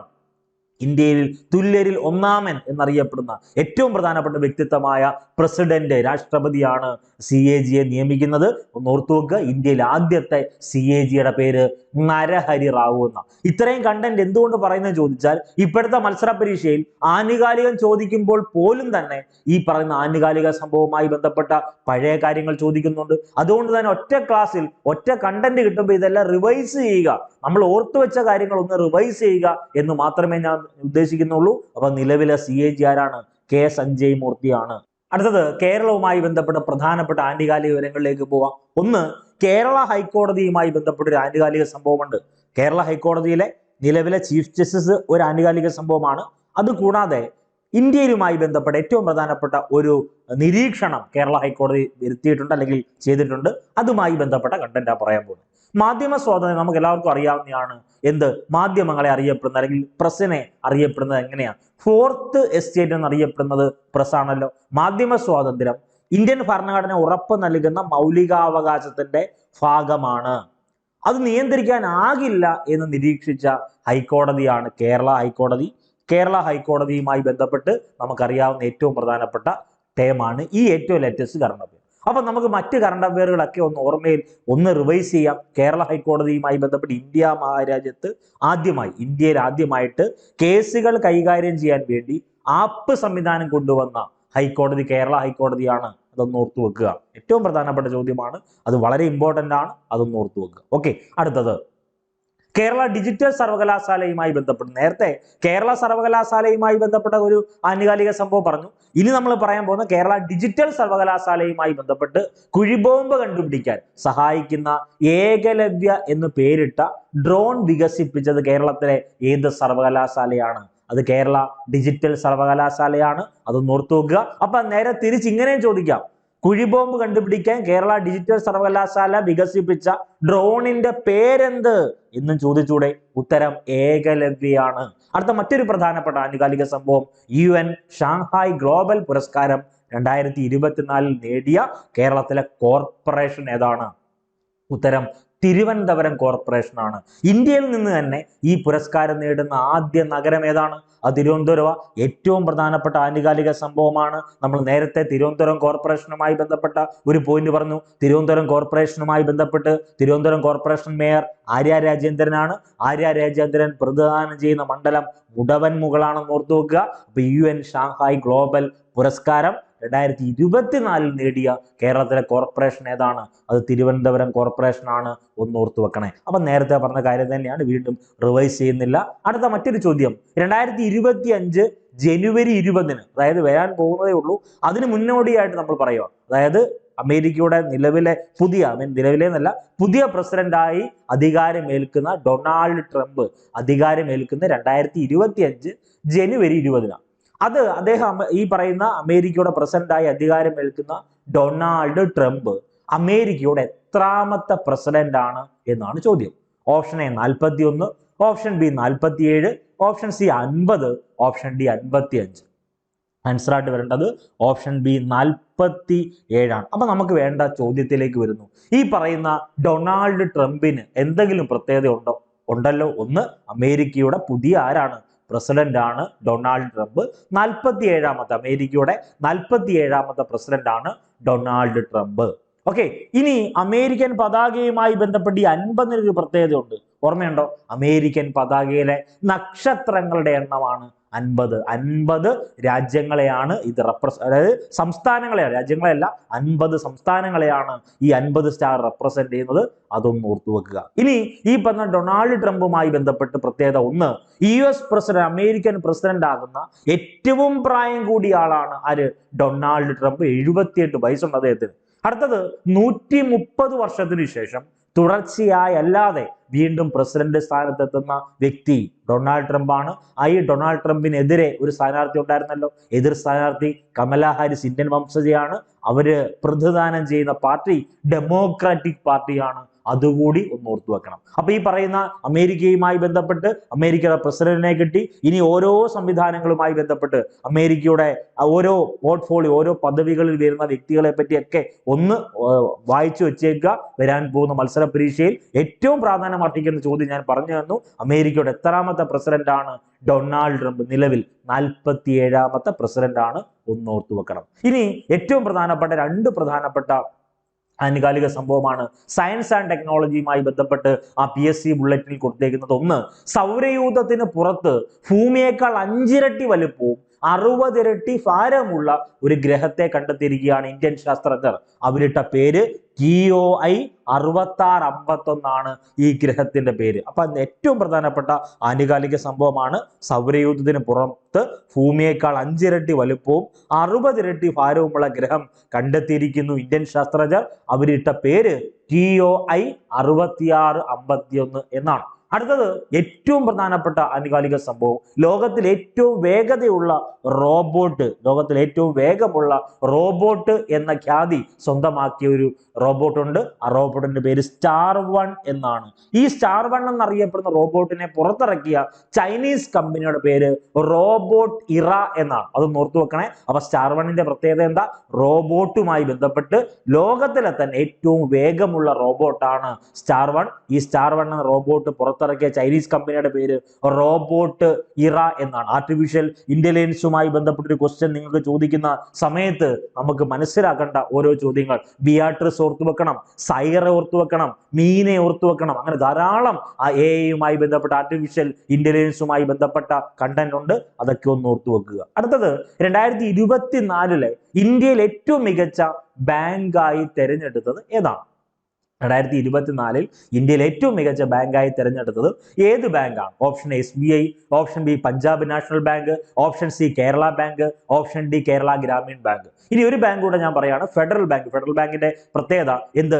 ബാങ്കിങ് സംവിധാനത്തിൽ AI സംവിധാനം ഉപയോഗിച്ച ആദ്യ ബാങ്കാണ് ഫെഡറൽ ബാങ്ക്. അതൊക്കെ AI എന്നറിയപ്പെടുന്ന ടോപ്പിക് എടുക്കുമ്പം ഞാൻ പറഞ്ഞോളാം. അപ്പൊ 2024 ഇന്ത്യയിൽ ഏറ്റവും മികച്ച ബാങ്കായി തെരഞ്ഞെടുത്തത് സ്റ്റേറ്റ് ബാങ്ക് ഓഫ് ഇന്ത്യ എന്നറിയപ്പെടുന്ന SBI ആണ്. അതൊന്ന് ഓർത്തു വെക്കണം. അപ്പൊ നമ്മുടെ മനസ്സിലേക്ക് ഈ പറഞ്ഞ ബാങ്കുമായി ബന്ധപ്പെട്ട എന്തൊക്കെ PYQ നിങ്ങളുടെ മനസ്സിലേക്ക് വരും? ബാങ്കിങ് എന്നറിയപ്പെടുന്നത് ഏത് സമ്പദ് വ്യവസ്ഥ അല്ലെങ്കിൽ ഏത് മേഖലയിൽ ഉൾപ്പെടുന്ന? തൃതീയ മേഖലയിൽ ഉൾപ്പെടുന്നതാണ് ബാങ്കിങ്. അതൊന്ന് ഓർത്തു വെക്കുക. ഏറ്റവും പ്രധാനപ്പെട്ടതാണ് ബാങ്കിങ് എന്നറിയപ്പെടുന്നത് ഭരണഘടനയുടെ ഏത് ലിസ്റ്റിലാണ് ഉൾപ്പെടുന്നത്? ലിസ്റ്റ് ചോദിച്ചാൽ ഉത്തരമായിട്ട് വരേണ്ടത് യൂണിയൻ ലിസ്റ്റിലാണ് ഉൾപ്പെടുന്നത്. 5ാം ഉൽപാദ ഘടകം എന്നറിയപ്പെടുന്നത് ബാങ്കിങ്ങിനെയാണ്. ഈ SBI-യുമായി ബന്ധപ്പെട്ട് ഏറ്റവും പ്രധാനപ്പെട്ട ഒരു ആനുകാലിക സംഭവമുണ്ട്, ഓർമ്മയുണ്ടോ? Electoral bond. ആ ഇലക്ട്രൽ ബോണ്ട് എന്നറിയപ്പെടുന്ന സംവിധാനം സുപ്രീം കോടതി ക്യാൻസൽ ചെയ്തല്ലോ. ആ ഡേറ്റ് സഹിതം ഓർക്കണം. അപ്പൊ നമുക്ക് വേണ്ടത് 2024 ഇന്ത്യയിൽ ഏറ്റവും മികച്ച ബാങ്കായി തിരഞ്ഞെടുത്തത് അത് SBI അല്ലെങ്കിൽ സ്റ്റേറ്റ് ബാങ്ക് ഓഫ് ഇന്ത്യ ആണ്. നമ്മളിപ്പോൾ പറഞ്ഞ കാര്യം തന്നെ പറഞ്ഞിരുന്നു, ബാങ്കിങ് തൃതീയ മേഖലയിലുള്ളതാണ്. ഇനി ബംഗ്ലാദേശുമായി ബന്ധപ്പെട്ട ഒരു വ്യക്തിത്വമുണ്ട്. ഏറ്റവും ലേറ്റസ്റ്റ് കറണ്ട് അഫയർ. പാവങ്ങളുടെ ബാങ്കർ ഒരിക്കലും കറണ്ട് അഫയർ അല്ല, അത് നേരത്തെ ഉള്ള ചോദ്യമാണ്. അതിന്റെ ഏറ്റവും ലേറ്റസ്റ്റ് ക്വസ്റ്റ്യൻ ബംഗ്ലാദേശിലെ ഏറ്റവും പ്രധാനപ്പെട്ട ഒരു ആനുകാലിക സംഭവമാണല്ലോ, ഏറ്റവും പ്രധാനപ്പെട്ട ഒരു വ്യക്തിത്വമാണല്ലോ മുഹമ്മദ് യൂനിസ്. പാവങ്ങളുടെ ബാങ്കർ എന്നറിയപ്പെടുന്നത് മുഹമ്മദ് യൂനിസ് ആണ്. ബാങ്കിങ് എന്നറിയപ്പെടുന്നത് തൃതീയ മേഖലയിൽ ഉൾപ്പെടുന്നു, യൂണിയൻ ലിസ്റ്റ് ഘടകമാണ്. അടുത്തത് 5ാം ഉൽപാദ ഘടകം എന്നറിയപ്പെടുന്നത് ബാങ്കിങ്ങിനെയാണ്. നമുക്ക് എല്ലാവർക്കും അറിയാം, ഏതൊരു സാധനം ഉൽപ്പാദിപ്പിക്കണമെങ്കിൽ അത് വാച്ച് ആയിക്കോട്ടെ, ഷർട്ട് ആയിക്കോട്ടെ, മൊബൈൽ ആയിക്കോട്ടെ, നമ്മൾ ഉപയോഗിക്കുന്ന ഏത് വസ്തുക്കളായിക്കോട്ടെ, അതെല്ലാം ഉൽപ്പാദിപ്പിക്കണമെങ്കിൽ 4 അടിസ്ഥാന ഘടകങ്ങൾ ആവശ്യമാണ്. നിങ്ങൾ എക്കണോമിക്സിൽ പഠിക്കുന്ന ഇങ്ങനെയാ, LLCO, land labour capital organisation. Land labour capital organisation അതായത് ഭൂമി, തൊഴിലാളികൾ, മൂലധനം, സംഘാടനം. ഇത് 4 കാര്യങ്ങളുമാണ് ഒരു പ്രാഥമിക ഏറ്റവും ഒരു ഉൽപ്പന്നം ഉൽപ്പാദിപ്പിക്കാൻ അടിസ്ഥാനം ആവശ്യമായിട്ടുള്ള പ്രാഥമിക ഘടകങ്ങൾ. ഈ 5ാമത് ഉൽപാദ ഘടകം എന്നറിയപ്പെടുന്നത് കേരള PSC വാല്യൂ ചെയ്തിട്ടുള്ള ആൻസർ ബാങ്കിങ് എന്നാണ്. നിങ്ങൾ ഏതെങ്കിലുമൊക്കെ ടെക്സ്റ്റുകൾ വായിക്കുമ്പോൾ അതിനകത്ത് പരിസ്ഥിതി എന്ന് കാണും, പക്ഷെ കേരള PSC ആൻസറായി കൊടുത്തേക്കുന്ന ടൈം ഇതാണ്. 5ാമത്തെ ഉൽപാദ ഘടകം എന്നറിയപ്പെടുന്നത് ബാങ്കിങ്ങിനെയാണ്. അപ്പൊ നമ്മൾ നേരത്തെ പറഞ്ഞ ചോദ്യം, ഇന്ത്യയിൽ തെരഞ്ഞെടുപ്പ് കടപ്പത്രം, അതായത് അതിന്റെ മറ്റൊരു പേരാണ് ഇലക്ട്രൽ ബോണ്ട് പദ്ധതി, റദ്ദാക്കി സുപ്രീം കോടതി ഉത്തരവാക്കിയത് എന്നാണ്? ഉത്തരമായിട്ട് വരേണ്ടത് 2024 ഫെബ്രുവരി 15. ആ ഡേറ്റ് ഇമ്പോർട്ടൻ്റ് ആണ്. ഇന്ത്യയിൽ തെരഞ്ഞെടുപ്പ് കടപ്പത്രം എന്നറിയപ്പെടുന്ന ഇലക്ട്രൽ ബോണ്ട് പദ്ധതി. അപ്പോൾ അവിടെ ഒരു ക്വസ്റ്റ്യൻ ചോദിച്ചായിരുന്നു, ഇലക്ട്രൽ ബോണ്ടുകൾ ഇഷ്യൂ ചെയ്യുന്നതും എൻക്യാഷ് ചെയ്യുന്നതിനും അധികാരമുള്ള ഇന്ത്യയിലെ ഏക ബാങ്ക് ആരായിരുന്നു? അത് സ്റ്റേറ്റ് ബാങ്ക് ഓഫ് ഇന്ത്യ ആയിരുന്നു. ഈ ക്വസ്റ്റ്യൻ കാണുമ്പോൾ നമ്മൾ വിചാരിക്കും RBI ആണോ? അല്ല. ഇന്ത്യയിൽ ഇലക്ട്രൽ ബോണ്ടുകൾ ഇഷ്യൂ ചെയ്യാനും എൻക്യാഷ് ചെയ്യുന്നതിനും അധികാരമുള്ള ബാങ്ക് ആയിരുന്നു ഇത്, SBI. ആ പറഞ്ഞേക്കുന്ന ഇലക്ട്രൽ ബോണ്ട് പദ്ധതി അല്ലെങ്കിൽ തെരഞ്ഞെടുപ്പ് കടപ്പത്രം എന്ന സംവിധാനം റദ്ദാക്കി സുപ്രീം കോടതി ഉത്തരവിറക്കിയത് എന്നാണ്. 2024 ഫെബ്രുവരി 15 ഇന്ത്യയിൽ ഇലക്ട്രൽ ബോണ്ടുകൾ ഇഷ്യൂ ചെയ്യുന്നതിന് അധികാരമുണ്ടായിരുന്ന bank State Bank of India. State Bank of ഇന്ത്യയുമായി ബന്ധപ്പെട്ട് തൊട്ടു മുന്നേ നമ്മളൊരു ആനുകാലികം പഠിപ്പിച്ചു. 2024 ഇന്ത്യയിലെ ഏറ്റവും മികച്ച ബാങ്കായി തെരഞ്ഞെടുത്തത് ആരെയാണ്? സ്റ്റേറ്റ് ബാങ്ക് ഓഫ് ഇന്ത്യ ആണ്. അതൊന്ന് ഓർത്തു വെക്കുക. അടുത്തത് വായ്പകളുടെ. ഇതിന്റെ കൂടെ നിങ്ങൾ പഠിക്കേണ്ടത് റിസർവ് ബാങ്ക് ഓഫ് ഇന്ത്യയുമായി ബന്ധപ്പെട്ട്. അപ്പൊ റിസർവ് ബാങ്ക് ഓഫ് ഇന്ത്യക്ക് ഒരു ഗവർണർ കാണുമല്ലോ. നിലവിലെ RBI ഗവർണർ ശക്തികാന്ത ദാസ് അല്ലേ? അദ്ദേഹവുമായി ബന്ധപ്പെട്ട ആനുകാലിക സംഭവങ്ങൾ ഒത്തിരി പോയിട്ടുണ്ട്, നമ്മളത് എടുത്തോളാം. ദെൻ വായ്പകളുടെ നിയന്ത്രകൻ എന്നറിയപ്പെടുന്ന ആരെയാണ്? അത് റിസർവ് ബാങ്ക് ഓഫ് ഇന്ത്യ ആണ്. വായ്പകളുടെ നിയന്ത്രകൻ എന്നറിയപ്പെടുന്നത്. കൃഷിക്കും ഗ്രാമവികസനത്തിന് വേണ്ടി ഇന്ത്യയിൽ നിലവിൽ വന്ന ബാങ്ക് ഏതെന്ന് ചോദിച്ചാൽ അത് നബാർഡ് ആണ്. അതൊന്ന് ഓർത്തു വെക്കുക. അടുത്ത മറ്റൊരു പ്രധാനപ്പെട്ട ആനുകാലിക സംഭവം ഇക്കഴിഞ്ഞ രണ്ടാം ഘട്ട LGS പരീക്ഷയ്ക്ക് ഉൾപ്പെടെ ചോദിച്ച ചോദ്യമായി പറയുന്നത്, UN സെക്രട്ടറി ജനറൽ ആയ എത്രാമത്തെ വ്യക്തിയാണ് ആന്റോണിയോ ഗുട്ടറസ്? ചോദ്യം ഇങ്ങനെയല്ല, ആന്റോണിയോ ഗുട്ടറസ് ഏത് രാജ്യക്കാരനാണെന്നാണ് ചോദ്യം. അതവിടെ നിൽക്കട്ടെ. UN സെക്രട്ടറി ജനറൽ ആണല്ലോ ഇപ്പൊ നിലവിൽ ആര്? Antonio Guterres. അദ്ദേഹം ഈ പറയുന്ന UN സെക്രട്ടറി ജനറൽ ആകുന്ന എത്രാമത്തെ വ്യക്തിയാണെന്ന ചോദ്യം. Option A 7, option B 9, option C 14, option D 15. Answer ആയിട്ട് വരേണ്ടത് ഓപ്ഷൻ B 9 അപ്പോൾ ഒരു ആനുകാലിക സംഭവം ഞാൻ അങ്ങോട്ട് ചോദിച്ചോട്ടെ. ഈ പറഞ്ഞ UN സെക്രട്ടറി ജനറൽ ആയ ആന്റോണിയോ ഗുട്ടറസിന് വിലക്കേർപ്പെടുത്തിയ രാജ്യം ഏതാണ്? വിലക്കേർപ്പെടുത്തിയ രാജ്യം അത് ഇസ്രയേലാണ്. അതൊക്കെ ഒന്ന് ഓർത്തു വെക്കുക. UN സെക്രട്ടറി ജനറൽ ആയ എത്രാമത്തെ വ്യക്തിയാണ് ആന്റോണിയോ ഗുട്ടറസ്? 9ാമത്തെ വ്യക്തിയാണ്. ഈ പറയുന്ന UN ബന്ധപ്പെട്ട് അല്ലെങ്കിൽ ഐക്യരാഷ്ട്ര സഭയുമായി ബന്ധപ്പെട്ട് UNOയുമായി ബന്ധപ്പെട്ട് നിങ്ങൾക്ക് എന്തൊക്കെ അറിയാം? ഒന്ന്, 1945 ഒക്ടോബർ 24 എന്ത് നിലവിൽ വരുന്നത്? ഈ പറയുന്ന UN എന്നറിയപ്പെടുന്ന ഐക്യരാഷ്ട്ര സഭ നിലവിൽ വരുന്നത് 1945 ഒക്ടോബർ 24 UN നിലവിലെ സെക്രട്ടറി ജനറൽ ആരാണ്? അത് ആന്റോണിയോ ഗുട്ടറസ് ആണ്. അദ്ദേഹം ഏത് രാജ്യക്കാരനാ? പോർച്ചുഗൽക്കാരനാണ്. അതാണ് ഇക്കഴിഞ്ഞ രണ്ടാം ഘട്ട LGS പരീക്ഷയിൽ ചോദിച്ച ആനുകാലിക സംഭവം. അദ്ദേഹം പോർച്ചുഗൽക്കാരനാണ്. അതൊന്ന് ഓർത്തു വെക്കുക. അപ്പൊ ഈ പറയുന്ന ഐക്യരാഷ്ട്ര സഭയ്ക്ക് ഒരു ആസ്ഥാനം ഉണ്ടല്ലോ. ഐക്യരാഷ്ട്ര സഭയുടെ ആസ്ഥാനം അത് ന്യൂയോർക്ക് ആണ്. ഐക്യരാഷ്ട്ര സഭയുമായി ബന്ധപ്പെട്ട ഒത്തിരി പോയിന്റുകളുണ്ട്. അറ്റ്ലാന്റിക് ചാർട്ടർ എന്നറിയപ്പെടുന്ന സംവിധാനമുണ്ട്. 1941 UN രൂപീകരണവുമായി ബന്ധപ്പെട്ട അറ്റ്ലാന്റിക് ചാർട്ടർ 1941. അതുമായി ബന്ധപ്പെട്ട് പ്രധാനപ്പെട്ട കണ്ടന്റ് ഉണ്ട്. ദെൻ മനുഷ്യാവകാശ പ്രഖ്യാപനം നടത്തുന്ന വർഷം ഡേറ്റ് സഹിതം പഠിക്കണം. UN ഡേയുമായി ബന്ധപ്പെട്ട് ഒക്ടോബർ 24 UN ഡേ. ലോക മനുഷ്യാവകാശ ദിനം ഡിസംബർ 10 തുടങ്ങിയ ഒത്തിരി വസ്തുതകൾ നിങ്ങൾ പഠിക്കും. അതിനോടൊപ്പം ഈ പറഞ്ഞേക്കുന്ന ആന്റോണിയോ ഗുട്ടറസ് എത്രാമത്തെ UN സെക്രട്ടറി ജനറൽ ആണെന്ന് ചോദിച്ചാൽ 9. അദ്ദേഹത്തെ രാജ്യം മറക്കരുത്, പോർച്ചുഗലാണ്. ഇത്തരം കാര്യങ്ങൾ ഓക്കെ ആണല്ലോ. അടുത്തത് 193 അംഗരാജ്യങ്ങളാണ് ഐക്യരാഷ്ട്ര സംഘടനയിൽ ഇപ്പോൾ നിലവിലുള്ളത്. അപ്പൊ എന്തുകൊണ്ട് ഈ 193 അംഗരാജ്യത്തിന്റെ കേസ് ഞാൻ ഇവിടെ പറഞ്ഞെന്ന് ചോദിച്ചാൽ, പുതിയ ഒരു രാജ്യം അംഗമാകുന്നവരെ ഇത് കറണ്ട് അഫെയറാണ്.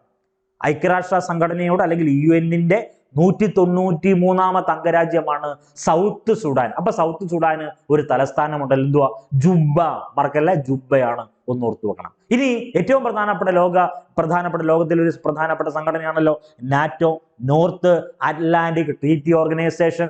ആ നാറ്റോയുമായി ബന്ധപ്പെട്ട ഒത്തിരി ചോദ്യം ഇക്കഴിഞ്ഞ LDC പരീക്ഷയിൽ ധാരാളം ചോദ്യങ്ങൾ എന്ന് പറഞ്ഞാൽ ഒരു ചോദ്യം തന്നെ ഒന്നിൽ കൂടുതൽ തവണ എവിടെ ചോദിച്ചു?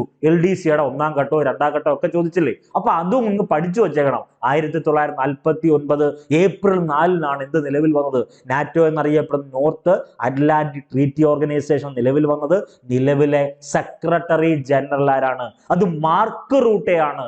മുൻ ഡച്ച് പ്രധാനമന്ത്രിയായ മാർക്ക് റൂട്ടെയാണ് നാറ്റോയുടെ നിലവിലെ സെക്രട്ടറി ജനറൽ. അപ്പം ഈ പറയുന്ന ചില ആളുകൾ മനസ്സിൽ വിചാരിക്കും ജെൻസ് സ്റ്റോൾട്ടൻബർഗ് അല്ലയോ? ആയിരുന്നു. 2024 കഴിഞ്ഞ അതായത് ഒക്ടോബർ വരെ സെക്രട്ടറി ജനറൽ ജെൻസ് സ്റ്റോൾട്ടൻബർഗ് ആയിരുന്നു. നിലവിൽ അതായത് ഈ പറയുന്ന ജെൻസ് സ്റ്റോൾട്ടൻബർഗ് നോർവേയുടെ മുൻ പ്രധാനമന്ത്രിയാണ്. നിലവിൽ ആരാണ്? മാർക്ക് റൂട്ടെയാണ്. ഡച്ച് പ്രധാനമന്ത്രിയായിരുന്ന മാർക്ക് റൂട്ടെ. ഈ പറയുന്ന നാറ്റോ, നോർത്ത് അറ്റ്ലാന്റിക് ട്രീറ്റി ഓർഗനൈസേഷന് ഒരു ആസ്ഥാനമുണ്ട്. അത് ബെൽജിയത്തെ ബ്രസൽസ് എന്നറിയപ്പെടുന്ന സ്ഥലമാണ്. ഇത്രയും കാര്യങ്ങൾ ഒന്ന് ഓർമ്മയിൽ വെച്ചേക്കണം. അടുത്തത് ഏറ്റവും പ്രധാനപ്പെട്ട ഇന്ത്യൻ വംശജന അടുത്തത് പറയാൻ പോകുന്ന ഒരു വ്യക്തിത്വം ലോക ബാങ്കാണ് അടുത്തത് പറയുന്നത്. ഈ ലോക ബാങ്കിന്റെ 14ാമത്തെ പ്രസിഡന്റ് ആണ് അജയ് ബംഗ. ലോക ബാങ്കിന്റെ 14ാമത്തെ പ്രസിഡന്റ് ആണ് അജയ് ബംഗ. 2023 ജൂൺ 2 മുതലാണ് ഇദ്ദേഹം ലോക ബാങ്കിന്റെ പ്രസിഡന്റായിട്ട് വരുന്നത്. 5 വർഷത്തേക്കാണ്. അപ്പൊ നമ്മൾ നോക്കി, ഇത് 2024, ഇനി 2025 ഉണ്ട്, 26 ഉണ്ട്, 27 ഉണ്ട്, 27 വരെ, അതായത് ഏകദേശം ഒരു 3 വർഷക്കാലം നിങ്ങൾ അജയ് ബംഗയെ പഠിച്ചാൽ മതി. അദ്ദേഹത്തിന് ആരോഗ്യ പ്രശ്നം ഒന്നും ഇല്ലാത്ത സാഹചര്യം വരെ, അതായത് 3 വർഷം നിങ്ങൾ പഠിക്കേണ്ട ആള് ആര് തന്നെ, അജയ് ബംഗ എന്നറിയപ്പെടുന്ന ഇന്ത്യൻ വംശജനെ തന്നെയാണ്. അപ്പൊ ഒരു മാർക്ക് ഉറപ്പിക്കാൻ പറ്റുന്ന ഒരു ഏരിയ ആണ് 3 വർഷത്തേക്ക്. അതിനുള്ളിൽ നിങ്ങൾ ജോലി കയറി ഡിപ്പാർട്ട്മെന്റ് ടെസ്റ്റ് എഴുതുന്ന സമയത്ത് മാത്രം ഒന്ന് വായിച്ചു പോയാൽ മാത്രം മതി. അപ്പൊ ഇതൊന്ന് ഓർത്തു വെക്കുക. അപ്പൊ ലോക ബാങ്കുമായി ബന്ധപ്പെട്ട് ലോക ബാങ്കിന് ആസ്ഥാനം ഉണ്ടോ? ഉണ്ട്. ലോക ബാങ്ക് എന്ന് അറിയപ്പെടുന്ന bank IBRD, International Bank for Reconstruction and Development എന്നറിയപ്പെടുന്നതാണ് ലോക ബാങ്ക് എന്നറിയപ്പെടുന്നത്. ഈ ലോക ബാങ്കിന്റെ ആസ്ഥാനം വാഷിംഗ്ടൺ DC എന്ന് വെച്ചാൽ IMFന്റെ ആസ്ഥാനം വാഷിംഗ്ടൺ DC ആണ്. IBRDയുടെ ആസ്ഥാനം ഇവിടെ തന്നെ വാഷിംഗ്ടൺ DC. അതുകൊണ്ടാണ് ഈ പറയുന്ന IMFനെയും IBRDയെയും ബ്രട്ടൺ വുഡ് ഇരട്ടകൾ എന്നറിയപ്പെടുന്നത്. കാരണം ബ്രട്ടൺ വുഡ് എന്നറിയപ്പെടുന്ന സ്ഥലത്തെ ഒരു കോൺഫറൻസിലാണ് ഈ IMF, IBRD, international monetary fund എന്നറിയപ്പെടുന്ന അന്താരാഷ്ട്ര നാണ്യനിധിയും IBRD എന്നറിയപ്പെടുന്ന ലോക ബാങ്കും നിലവിൽ വരുന്നത് സെയിം വർഷം, സെയിം ഡേറ്റ്, 1945 ഡിസംബർ 27. പക്ഷെ രണ്ടും പ്രവർത്തനം ആരംഭിക്കുന്നത് വ്യത്യസ്ത ഡേറ്റിലാണെന്നേ ഉള്ളൂ. ആസ്ഥാനം രണ്ടിനും ഒരേ ആസ്ഥാനം തന്നെ വാഷിംഗ്ടൺ DC ആണ്. അപ്പം ലോക ബാങ്കിന്റെ 14ാമത്തെ പ്രസിഡന്റ് ആരാ? അജയ് ബംഗ. അപ്പൊ ഈ ഐക്യരാഷ്ട്ര സംഘടനയുമായി ബന്ധപ്പെട്ട ആനുകാലികം കിട്ടി, നാറ്റോയുമായി ബന്ധപ്പെട്ട ആനുകാലികം കിട്ടി, ലോക ബാങ്കുമായി ബന്ധപ്പെട്ട ആനുകാലികം കിട്ടി. ക്ലിയർ ആണ്. അടുത്തത് 2024 100ാം വാർഷികം ആഘോഷിച്ച കേരളത്തിലെ പ്രധാനപ്പെട്ട നവോത്ഥാന പത്രം ഏതാണ്? Option A Vivekodayam, option B Swadeshabhimani, option C Kerala Kaumudi, option D Al Ameen. നിങ്ങൾ എഴുതി വെച്ചോ.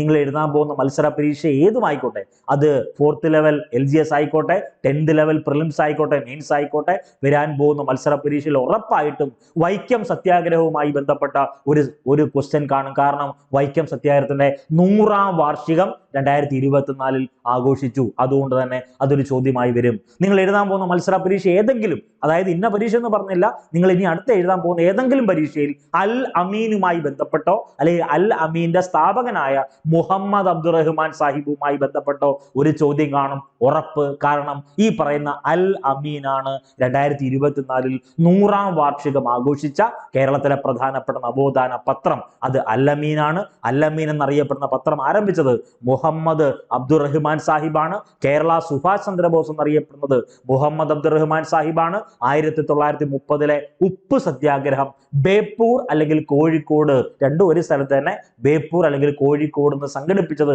ഈ പറഞ്ഞ മുഹമ്മദ് അബ്ദുറഹ്മാൻ സാഹിബാണ്. ഒന്നോർത്തു വെക്കണേ. നമ്മൾ ഈ പറഞ്ഞ കാര്യങ്ങളല്ലാതെ വേറെ ഒന്നും ഇതിനകത്തില്ല. കേരള സുഭാഷ് ചന്ദ്രബോസ് പറഞ്ഞു. അൽ അമീൻ എന്നറിയപ്പെടുന്ന മാസിക മുഹമ്മദ് അബ്ദുറഹ്മാൻ സാഹിബാണ് ആരംഭിച്ചത്. 1930 ഉപ്പ് സത്യാഗ്രഹം ബേപ്പൂർ അല്ലെങ്കിൽ കോഴിക്കോട് നയിച്ചു. ക്ലിയർ ആണല്ലോ. ഇനി നിങ്ങൾ എഴുതാൻ പോകുന്ന ഏത് പരീക്ഷ എടുത്താലും ആ PSC പരീക്ഷയിൽ കാണാൻ കൊള്ളാവുന്ന, അല്ലെങ്കിൽ കാണാൻ കൊള്ളാവുന്നതെന്നല്ല, കാണാൻ പറ്റുന്ന ഒരു ഏരിയ എന്ന് പറഞ്ഞാൽ 2024 പാരീസ് ഒളിമ്പിക്സും 2024 പാരാലിമ്പിക്സും, പാരീസ് പാരാലിമ്പിക്സും, ഈ 2 ഏരിയയിൽ നിന്ന് ഒരു ക്വസ്റ്റ്യൻ ഉറപ്പായും കാണും. ഒരു മാർക്ക് ഉറപ്പിക്കാൻ പറ്റും. ഇക്കഴിഞ്ഞ LGS പരീക്ഷ ഉൾപ്പെടെ, ഇക്കഴിഞ്ഞ കേരള ബാങ്ക് OA പരീക്ഷ ഉൾപ്പെടെ, അതിനു മുമ്പ് നടത്തിയ ഏത് പരീക്ഷ നിങ്ങൾ എടുത്തു, അതിനകത്തു നിന്നെല്ലാം പാരീസ് ഒളിമ്പിക്സുമായി ബന്ധപ്പെട്ട ഒരു ക്വസ്റ്റ്യൻ ഉണ്ടായിരുന്നല്ലോ. ഇനി എഴുതാൻ പോകുന്ന ഏത് പരീക്ഷയ്ക്കകത്തും അതിനകത്തുനിന്ന് ഒരു ഏരിയ കാണും. അതുകൊണ്ട് തന്നെ ആദ്യം 3 കാര്യങ്ങൾ ഓർത്തു വെക്കണം. 2024 ഒളിമ്പിക്സ് എവിടെ, 2028 ഒളിമ്പിക്സ് എവിടെ, 2032 ഒളിമ്പിക്സ് ഏത്. 2024 ഒളിമ്പിക്സിലെ പാരീസ് ഒളിമ്പിക്സ് ആണല്ലോ. 2028 ഒളിമ്പിക്സ് എവിടെയാ? 2028 ഒളിമ്പിക്സ് ലോസ് ഏഞ്ചൽസ് ആണ്. 2032 ഒളിമ്പിക്സ് ബ്രിസ്ബേൺ ആണ്, ഓസ്ട്രേലിയയിലെ ബ്രിസ്ബേൺ ആണ്. അതൊക്കെ ഒന്ന് ഓർത്തു വെക്കണം. അപ്പം ഈ 2024 പാരീസ് ഒളിമ്പിക്സിൽ 30ാമത് ഒളിമ്പിക്സ് ആണല്ലോ പാരീസ് ഒളിമ്പിക്സ് നടന്നത്. ഇത് നടന്നത് 33ാമത് പാരീസ് ഒളിമ്പിക്സ്, അതായത് 33ാമത് ഒളിമ്പിക്സ് വേദിയാണ് പാരീസ്. ഇനി ഇതിൽ 117 ഇന്ത്യൻ താരങ്ങളാണ് പങ്കെടുത്തത്. അതിൽ ഏറ്റവും അവസാന അക്കം ഓർത്തു വെച്ചാൽ കേരളത്തിൽ നിന്ന് മലയാളികളുടെ എണ്ണമായി 117 ഇന്ത്യൻ താരങ്ങൾ പങ്കെടുത്തു. അതിൽ പാരീസ് ഒളിമ്പിക്സിൽ പങ്കെടുത്ത മലയാളി സാന്നിധ്യം 7 പേരാണ്. അപ്പൊ ഈ 7 പേരെ ഒന്ന് ഓർത്തു വെക്കുന്നതിൽ എന്തെങ്കിലും കുറ്റമുണ്ടോ? ഒരു കുറ്റമില്ല. കാരണം എന്താ? അതൊക്കെ പരീക്ഷയ്ക്ക് ചോദിച്ചാൽ നിങ്ങൾ മാത്രമേ എഴുതൂ എന്ന് കരുതി ഇരിക്കരുത്. വർക്ക് ചെയ്യുന്ന എല്ലാവരും ഈ 7 പേരുടെയും മലയാളികളുടെ പേര്, ഈ 7 പേരുടെ പേരും അവരുടെ കായിക ഇനവും പഠിച്ചു വെച്ചേക്കുന്നുണ്ട്. നിങ്ങളും പഠിച്ചു വെക്കണം. അതിൽ നമുക്ക് എല്ലാവർക്കും അറിയാവുന്ന വ്യക്തി ആര്? പി ആർ ശ്രീജേഷ് ഇതുമായി ബന്ധപ്പെട്ടതാ, ഹോക്കിയുമായി ബന്ധപ്പെട്ടതാണല്ലോ PR ശ്രീജേഷ്. ഇനി അപ്പോ ഒരു 7-ൽ ഒരാൾ പോയി. അടുത്തത് HS പ്രണോയ് എന്ന് പറഞ്ഞൊരു വ്യക്തിയുണ്ട്. HS പ്രണോയ്. ഈ HS അപ്പൊ 7-ൽ ഒരാളും കൂടായി. HS പ്രണോയ് എന്തുമായി ബന്ധപ്പെട്ടതാ? ബാഡ്മിന്റണുമായി ബന്ധപ്പെട്ട ആളാണ് HS പ്രണോയ്. ഇനി മൂന്നാമതൊരു മലയാളി ഉണ്ടാരാണ്? അബ്ദുള്ള അബൂബക്കർ എന്തുമായി ബന്ധപ്പെട്ടതാ? ട്രിപ്പിൾ ജമ്പുമായി ബന്ധപ്പെട്ടതാ. അപ്പൊ ഹോക്കിയുമായി ബന്ധപ്പെട്ട ആളെ കിട്ടി PR ശ്രീജേഷ്, ബാഡ്മിന്റണുമായി ബന്ധപ്പെട്ട ആളെ കിട്ടി ആര്? HS പ്രണോയ്. അടുത്തത് ട്രിപ്പിൾ ജമ്പുമായി ബന്ധപ്പെട്ട് അബ്ദുള്ള അബൂബക്കർ. ഇനി 4x100 മീറ്റർ റിലേ ഉണ്ട് മിക്സഡ്. അതിനകത്ത് ഈ പറയുന്ന ടൈമിൽ ഈ പറയുന്ന 4 വ്യക്തികളെ ഒന്ന് ഓർത്തു വെക്കുക. അതിൽ മുഹമ്മദ് അജ്മൽ ഉണ്ട്, മുഹമ്മദ് അനസ് ഉണ്ട്, അമോജ് ജേക്കബ് ഉണ്ട്, പിന്നെ ഏറ്റവും പ്രധാനപ്പെട്ട വ്യക്തി ജിജോ ചാക്കോ കുര്യൻ എന്നറിയപ്പെടുന്ന വ്യക്തിയുണ്ട്. അങ്ങനെ മൊത്തം 7 പേരാണുള്ളത്. 117 ഇന്ത്യൻ താരങ്ങൾ പങ്കെടുത്തു. അതിൽ മലയാളി 7 പേരാണ് മലയാളികൾ. അവരുടെ ആ കായികനെ ഒന്ന് ഓർത്തു വെക്കുന്നത് നല്ലതായിരിക്കും. ഓക്കെ, ദെൻ ഈ പറയുന്ന 2024 പാരീസ് ഒളിമ്പിക്സിന്റെ ഉദ്ഘാടന ചടങ്ങിൽ ഇന്ത്യൻ പതാക വഹിച്ചത് ആരാണ്? 2 വ്യക്തികളാണ്. ഒന്ന് പി വി സിന്ധു ഏത് കായിക ഇനവുമായി ബന്ധപ്പെട്ടതാ? ബാഡ്മിന്റണുമായി ബന്ധപ്പെട്ടതാണല്ലോ. അജന്ത ശരത് കമൽ ടേബിൾ ടെന്നീസുമായി ബന്ധപ്പെട്ട് ഈ 2 പേരുമാണ് ഉദ്ഘാടന ചടങ്ങിൽ ഇന്ത്യൻ പതാക വഹിച്ചത്. അപ്പം സമാപന ചടങ്ങ് കൂടി ഒന്ന് ഓർത്തു വെക്കണേ. 2024 പാരീസ് ഒളിമ്പിക്സിന്റെ സമാപന ചടങ്ങിൽ ഇന്ത്യൻ പതാക വഹിച്ചത് PR ശ്രീജേഷ്, ഹോക്കി കായികം, അല്ലെങ്കിൽ കായിക മേഖല ഹോക്കിയാണ്. മനു ഭാക്കർ ഷൂട്ടിംഗ്. ഈ മനു ഭാക്കറിന് പ്രധാനപ്പെട്ട ചോദ്യമുണ്ട്, PR ശ്രീജേഷിന് പ്രധാനപ്പെട്ട ചോദ്യമുണ്ട്. ജേഴ്സി നമ്പർ ഉൾപ്പെടെ നിങ്ങൾ ഓർത്തു വെക്കണം, കാരണം പരീക്ഷയ്ക്ക് ചോദിക്കും. ഓക്കെ, അടുത്തത് ഇക്കഴിഞ്ഞ നിങ്ങൾക്ക് എല്ലാവർക്കും അറിയാം, കേരള ബാങ്ക് മാനേജർ പരീക്ഷയ്ക്ക് ചോദിച്ചൊരു ചോദ്യമുണ്ട്. അന്താരാഷ്ട്ര ഒളിമ്പിക് കമ്മിറ്റിയുടെ പരമോന്നത പുരസ്കാരമായ ഒളിമ്പിക് ഓർഡറിന് അർഹനായ ഇന്ത്യൻ ഷൂട്ടിംഗ് താരമാണ് അഭിനവ് ബിന്ദ്ര. ഒന്നെങ്കിൽ ചോദ്യം അഭിനവ് ബിന്ദ്ര ഏത് കായിക മേഖലയുമായി ബന്ധപ്പെട്ടതാ? ഷൂട്ടിങ്ങുമായി ബന്ധപ്പെട്ടതാ? അതും അല്ലെങ്കിൽ ഡയറക്റ്റ് ചോദ്യം അന്താരാഷ്ട്ര ഒളിമ്പിക് കമ്മിറ്റിയുടെ പരമോന്നത പുരസ്കാരമായ ഒളിമ്പിക് ഓർഡറിന് അർഹനായ ഇന്ത്യൻ ഷൂട്ടിംഗ് താരം ആരാണ്? അത് അഭിനവ് ബിന്ദ്രയാണ്. അപ്പം ഈ പറയുന്ന ഏറ്റവും പ്രധാനപ്പെട്ട ഇനി പറയുന്നു. കാരണം ഇക്കഴിഞ്ഞ പരീക്ഷയ്ക്കകത്തും ഈ ഒരു ഏരിയയിൽ നിന്ന് ചോദ്യം ഉണ്ടായിരുന്നു. 2024 പാരീസ് ഒളിമ്പിക്സിൽ മെഡൽ നില ഒന്ന് ഓർത്തു വെക്കണം. ഇതിൽ കഴിഞ്ഞ പരീക്ഷയ്ക്ക് ചോദിച്ച ചോദ്യം എന്താ? 2024 പാരീസ് ഒളിമ്പിക്സിൽ അമേരിക്കയും ചൈനയും നേടിയ സ്വർണ്ണ മെഡലുകളുടെ എണ്ണമെന്ന. അപ്പൊ ചില ആളുകൾ മനസ്സ് വിചാരിക്കും, ഇപ്പൊ ഞാനൊരു കോമൺ ക്വസ്റ്റ്യൻ ആയിട്ട് നോക്കുമെന്ന ഞാൻ കരുതുന്നത് എന്താ? അമേരിക്കയും ചൈനയും നേടിയ, അതായത് അമേരിക്കയും ചൈനയും നേടിയ ആകെ സ്വർണ്ണ മെഡലുകളുടെ എണ്ണമാണോ ചോദ്യകർത്താവ് ഉദ്ദേശിച്ചത്? ഒരിക്കലുമല്ല. രണ്ടിടത്തും സെയിം ആണ്. അമേരിക്ക 40 സ്വർണം നേടി, അതേപോലെ ചൈനയും 40 സ്വർണം നേടി. അപ്പൊ അതുകൊണ്ട് തന്നെ ഒന്ന് ഓർത്തു വെക്കുക. അപ്പൊ മെഡൽ ടാലി ഒന്ന് ഓർത്തു വെക്കുന്നത് നമുക്ക് നല്ലതാണ്. കാരണം ഒരു മാർക്ക് ഇതിനകത്ത് ഉറപ്പായി കാണും. 1ാം സ്ഥാനം, മെഡൽ പട്ടികയിൽ 1ാം സ്ഥാനം അമേരിക്കയുമായി ബന്ധപ്പെട്ട പ്രധാനപ്പെട്ട ചോദ്യങ്ങളൊക്കെ നേരത്തെ പറഞ്ഞു. ഡൊണാൾഡ് ട്രംപുമായി ബന്ധപ്പെട്ട കണ്ടന്റ് പറഞ്ഞു, കമല ഹാരിസുമായി ബന്ധപ്പെട്ട പോയിന്റ് പറഞ്ഞു. ഇപ്പൊ നമ്മൾ പറയാൻ പോകുന്നത് 2024 പാരീസ് ഒളിമ്പിക്സ് ആണ്. ഓക്കെ, അതിൽ അമേരിക്കയ്ക്ക് കിട്ടിയ മെഡൽ പട്ടികയിൽ 1ാം സ്ഥാനം അമേരിക്കയാണ്. 40 സ്വർണ്ണമുണ്ട്, 44 വെള്ളി, 42 വെങ്കലം. അങ്ങനെ ആകെ 126 മെഡലാണ് അമേരിക്ക കിട്ടിയത്. അമേരിക്കൻ പതാകയിലെ നക്ഷത്രങ്ങളുടെ എണ്ണം എത്രയാണ്? അത് 50 ആണ്. ഡൊണാൾഡ് ട്രംപ് 47ാമത്തെ, മറക്കല്ലേ, 47ാമത്തെ പ്രസിഡന്റ് ആണ് ഡൊണാൾഡ് ട്രംപ്. ദെൻ 2ാം സ്ഥാനം ഏത്? ഈ 2024 പാരീസ് ഒളിമ്പിക്സ് മെഡൽ പട്ടികയിൽ 2ാം സ്ഥാനം ചൈനയാണ്. 40 സ്വർണവും 27 വെള്ളിയും 24 വെങ്കലവും ചേർത്ത് ആകെ 91 മെഡലാണ് ചൈന നേടിയത്. 3ാം സ്ഥാനം ജപ്പാനാണ്. അപ്പൊ നിങ്ങൾ മനസ്സിലാക്കണം, ഇത് പാരീസ് ഒളിമ്പിക്സുമായി ബന്ധപ്പെട്ടതാണ്. ദെൻ പാരാലിമ്പിക്സ് ഉണ്ട്. 2024 പാരാലിമ്പിക്സ് എടുക്കുന്ന സമയത്ത് 1ാം സ്ഥാനം ചൈനയാണ്, 2ാം സ്ഥാനം ബ്രിട്ടൻ എന്നറിയപ്പെടുന്ന UK ആണ്, 3ാം സ്ഥാനം അമേരിക്കയാണ്, US എന്നറിയപ്പെടുന്ന അമേരിക്കയാണ്. അതിൽ 18ാം സ്ഥാനം ഇന്ത്യക്കുണ്ട്. ഏത്? പാരാലിമ്പിക്സിൽ 18. വേറെ ഒന്നുമില്ല, പാരാലിമ്പിക്സ് 18. ആളി കയറുമ്പോൾ തിരിയല്ലേ, പാരാലിമ്പിക്സ് 18. ഇന്ത്യയുടെ സ്ഥാനം 18 ആണ്. 7 സ്വർണമുണ്ട് പാരാലിമ്പിക്സിൽ, 9 വെള്ളിയുണ്ട് പാരാലിമ്പിക്സിൽ, 13 വെങ്കലമുണ്ട് പാരാലിമ്പിക്സ്. മൊത്തം 29 മെഡൽ നേടി പാരാലിമ്പിക്സിൽ ഇന്ത്യ. അങ്ങനെ 18ാം സ്ഥാനമാണ്. 1ാം സ്ഥാനം ചൈന, 2ാം സ്ഥാനം ബ്രിട്ടൻ, 3ാം സ്ഥാനം അമേരിക്ക, 18ാം സ്ഥാനം ആരാണ്? ഇന്ത്യയാണ്. അപ്പൊ ഇവിടെ 2024 പാരീസ് ഒളിമ്പിക്സിന്റെ കേസ് വരുമ്പോൾ 1ാം സ്ഥാനം അമേരിക്ക, 2ാം സ്ഥാനം ചൈന, 3ാം സ്ഥാനം ജപ്പാൻ, 71ാം സ്ഥാനമാണ് ആര്? ഇന്ത്യ ഉള്ളത്. ഇന്ത്യക്ക് സ്വർണ്ണ മെഡൽ ഉണ്ടോ? 0. അതായത് ഇല്ല, സ്വർണ്ണ മെഡൽ ഇല്ല. 1 വെള്ളി 5 വെങ്കലം, അങ്ങനെ ആകെ 6 മെഡലുകളുണ്ട്. നിങ്ങൾക്ക് സമയം പോലെ നിങ്ങൾ എന്ത് ചെയ്യുക, ഈ പറയുന്ന വെള്ളി മെഡൽ നേടിയ വ്യക്തി ആരാണോ അദ്ദേഹത്തിന്റെ കായിക നോക്കണം. 5 വെങ്കല മെഡൽ നേടിയ ആളുകൾ ആരാണോ അവരുടെ കായിക ഇനവും നോക്കണം. അത് പ്രധാനപ്പെട്ടതാണ്. ഓക്കെ, അങ്ങനെ ആകെ, അതായത് ഇന്ത്യൻ ഹോക്കിക്ക് 1 മെഡൽ ഉൾപ്പെടെ മൊത്തം 6 മെഡലാണ് നമ്മൾ കരസ്ഥമാക്കിയത്. അതൊന്ന് ഓർത്തു വെക്കുക. അടുത്തത് പ്രധാനപ്പെട്ട ഞാൻ പറഞ്ഞല്ലോ, രണ്ടും നോക്കണം. പാരാലിമ്പിക്സും നോക്കണം, പാരീസ് ഒളിമ്പിക്സും കൃത്യമായിട്ട് നോക്കുക. പിന്നെ 2028 ലോസ് ആഞ്ചലസിലാണ് ഒളിമ്പിക്സ് നടക്കുന്നത്. അടുത്തത് 2032 ആവുമ്പോൾ ബ്രിസ്ബേൺ ആണ്. അതൊന്ന് ഓർത്തു വെക്കണം. അടുത്ത ചോദ്യം, 18ാം ലോക്സഭയിലെ വനിതാ മന്ത്രിമാരുടെ എണ്ണം എത്രയാണ്? ഇതാണ് ചോദ്യം. 18ാം ലോക്സഭയിലെ വനിതാ മന്ത്രിമാരുടെ എണ്ണം നിങ്ങളൊന്ന് ആലോചിച്ച് നോക്കിയേ. 18ാം ലോക്സഭയിൽ വനിതാ മന്ത്രിമാരുണ്ടോ? ഉണ്ടല്ലോ. Option A 2, option B 7, option C 74, option D ഇതൊന്നുമല്ല. ആൻസർ ആയിട്ട് നിങ്ങൾ തന്നെ പറ. ആൻസർ ഏതായിരിക്കും? ആൻസർ ഞാൻ അങ്ങ് പറഞ്ഞു തരുന്നു. ഓപ്ഷൻ ബി 7 ആണ്. ഇപ്പൊ ഞാൻ പറയേണ്ട ആവശ്യമില്ല. ഞാൻ ഈ ക്വസ്റ്റ്യൻ പറഞ്ഞപ്പോഴേ ചില ആളുകൾ മനസ്സിൽ ഇതായിരിക്കും ആൻസർ എന്ന് പറഞ്ഞു കഴിഞ്ഞു. ഇപ്പൊ 18ാം ലോക്സഭയിലെ വനിതാ മന്ത്രിമാരുടെ എണ്ണം 7 ആണ്. ഇപ്പൊ 18ാം ലോക്സഭയുമായി ബന്ധപ്പെട്ട് ഏറ്റവും പ്രായം കൂടിയ മന്ത്രിയെ പറഞ്ഞു, ഏറ്റവും പ്രായം കുറഞ്ഞ മന്ത്രിയെ പറഞ്ഞു, ഏറ്റവും കൂടിയ ഭൂരിപക്ഷം കിട്ടി, ഇന്ത്യയിൽ ഏറ്റവും കൂടിയ ഭൂരിപക്ഷം കിട്ടിയ ആളെ പറഞ്ഞു, ഏറ്റവും കുറച്ച് ഭൂരിപക്ഷം കിട്ടിയ ആളെ പറഞ്ഞു, 18ാം ലോക്സഭ സ്പീക്കർ ഓം ബിർളയാണെന്ന് പറഞ്ഞു, 18ാം ലോക്സഭയുടെ പ്രതിപക്ഷ നേതാവ് രാഹുൽ ഗാന്ധി ആണെന്ന് പറഞ്ഞു. അതൊക്കെ ഒന്ന് ഓർത്തു വെക്കണേ. അപ്പൊ 18ാം ലോക്സഭയിലെ വനിതാ മന്ത്രിമാരുടെ എണ്ണം 7 ആണ്. അപ്പൊ അതിൽ 2 ക്യാബിനറ്റ് വനിതാ മന്ത്രിമാരുണ്ട്. 2 ക്യാബിനറ്റ് മന്ത്രിമാർ ഉൾപ്പെടെ മൊത്തം 7 പേര്. ആകെ 18ാം ലോക്സഭയിൽ ആകെ 74 വനിതാ എംപിമാരേ ഉള്ളൂ. അതായത് മൊത്തം ആകെ എത്ര എംപിമാരുണ്ടോ അതിന്റെ 13.63%. ഓക്കെ, 18ാം ലോക്സഭ സ്പീക്കർ നമുക്കറിയാം ഓം ബിർളയാണ്. ഈ ഓം ബിർള പ്രതിനിധാനം ചെയ്യുന്ന മണ്ഡലം രാജസ്ഥാനിലെ കോട്ട മണ്ഡലമാണ്. ഈ ഓം ബിർളയ്ക്കെതിരെ, അതായത് 18ാം ലോക്സഭ സ്പീക്കർ തെരഞ്ഞെടുപ്പ് നടക്കുമല്ലോ, ഓം ബിർളയ്ക്കെതിർ സ്ഥാനാർത്ഥി ഉണ്ടായിരുന്നു. അത് മലയാളിയാണ്, കൊടിക്കുന്നിൽ സുരേഷ്. മാവേലിക്കരയിലെ ലോക്സഭാംഗമാണ്. അദ്ദേഹത്തിന്റെ പ്രത്യേകതയുണ്ട്. ഈ കൊടിക്കുന്നിൽ സുരേഷിന് ഒരു കറണ്ട് അഫയർ ഉണ്ടെന്നാണ്. കേരളത്തിൽ നിന്ന് ഏറ്റവും കൂടുതൽ തവണ ലോക്സഭാംഗമായ വ്യക്തിയാണ് ആര്? കൊടിക്കുന്നിൽ സുരേഷ്. മാവേലിക്കര മണ്ഡലത്തെയാണ് അദ്ദേഹം പ്രതിനിധാനം ചെയ്യുന്നത്. 8 തവണ മാവേലിക്കര മണ്ഡലത്തിൽ നിന്നല്ല 8 തവണയാണ് കേരളത്തിൽ നിന്ന് ലോക്സഭയിലേക്ക് അംഗമാകുന്നത്. അപ്പൊ കേരളത്തിൽ നിന്ന് ഏറ്റവും കൂടുതൽ തവണ ലോക്സഭാംഗമായ വ്യക്തി കൂടിയാണ് കൊടിക്കുന്നിൽ സുരേഷ്. അതൊന്ന് ഓർത്തു വെക്കുക. ഞാൻ ഇനി പറയേണ്ട ഏറ്റവും പ്രധാനപ്പെട്ട 2 കാര്യങ്ങളുണ്ട്.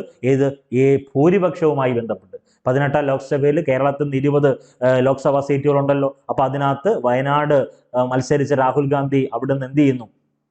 രാജിവെക്കുന്നു. പിന്നീട് ഉപതെരഞ്ഞെടുപ്പ് നടന്നു. ഏറ്റവും ലേറ്റസ്റ്റ് ആയിട്ട് ഉപതെരഞ്ഞെടുപ്പിൽ പ്രിയങ്ക ഗാന്ധി ഏറ്റവും കൂടിയ ഭൂരിപക്ഷത്തിൽ ജയിച്ചു പോയിട്ടുണ്ട്. അപ്പൊ അതൊന്ന് ഓർത്തു വെക്കുക, പ്രധാനപ്പെട്ടതാണ്. ഏറ്റവും കുറവ് ഭൂരിപക്ഷം ഉള്ളത് അടൂർ പ്രകാശനാണ്. അതൊക്കെ ഒന്ന് ഓർത്തു വെക്കണം. ആറ്റിങ്ങൽ മണ്ഡലത്തെയാണ് അടൂർ പ്രകാശ് പ്രതിനിധാനം ചെയ്യുന്നത്. അടുത്തത് 70ാമത് ദേശീയ ചലച്ചിത്ര പുരസ്കാരം 2022. അപ്പൊ ചില ആളുകൾ വിചാരിക്കും ഈ പുരസ്കാരം മാത്രം പഠിച്ചാൽ മതിയോ? പോരാ.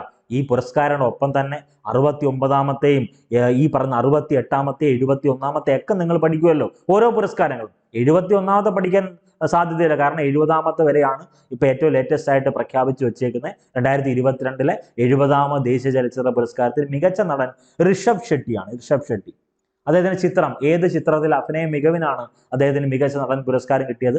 കാന്താര എന്ന ചിത്രത്തിലെ അഭിനയ മികവിനാണ് ഋഷഭ് ഷെട്ടിക്ക് മികച്ച നടൻ പുരസ്കാരം കിട്ടിയത്. മികച്ച നടി 2 പേരുണ്ട്. നിത്യ മേനോനുണ്ട്, മാനസി പരേഖുണ്ട്. ഓക്കെ, അപ്പൊ നിത്യ മേനോന്റെ സിനിമ ഏതാണ്? തിരുച്ചിട്ടമ്പലം. ഒന്ന് ഓർത്തു വെക്കണേ.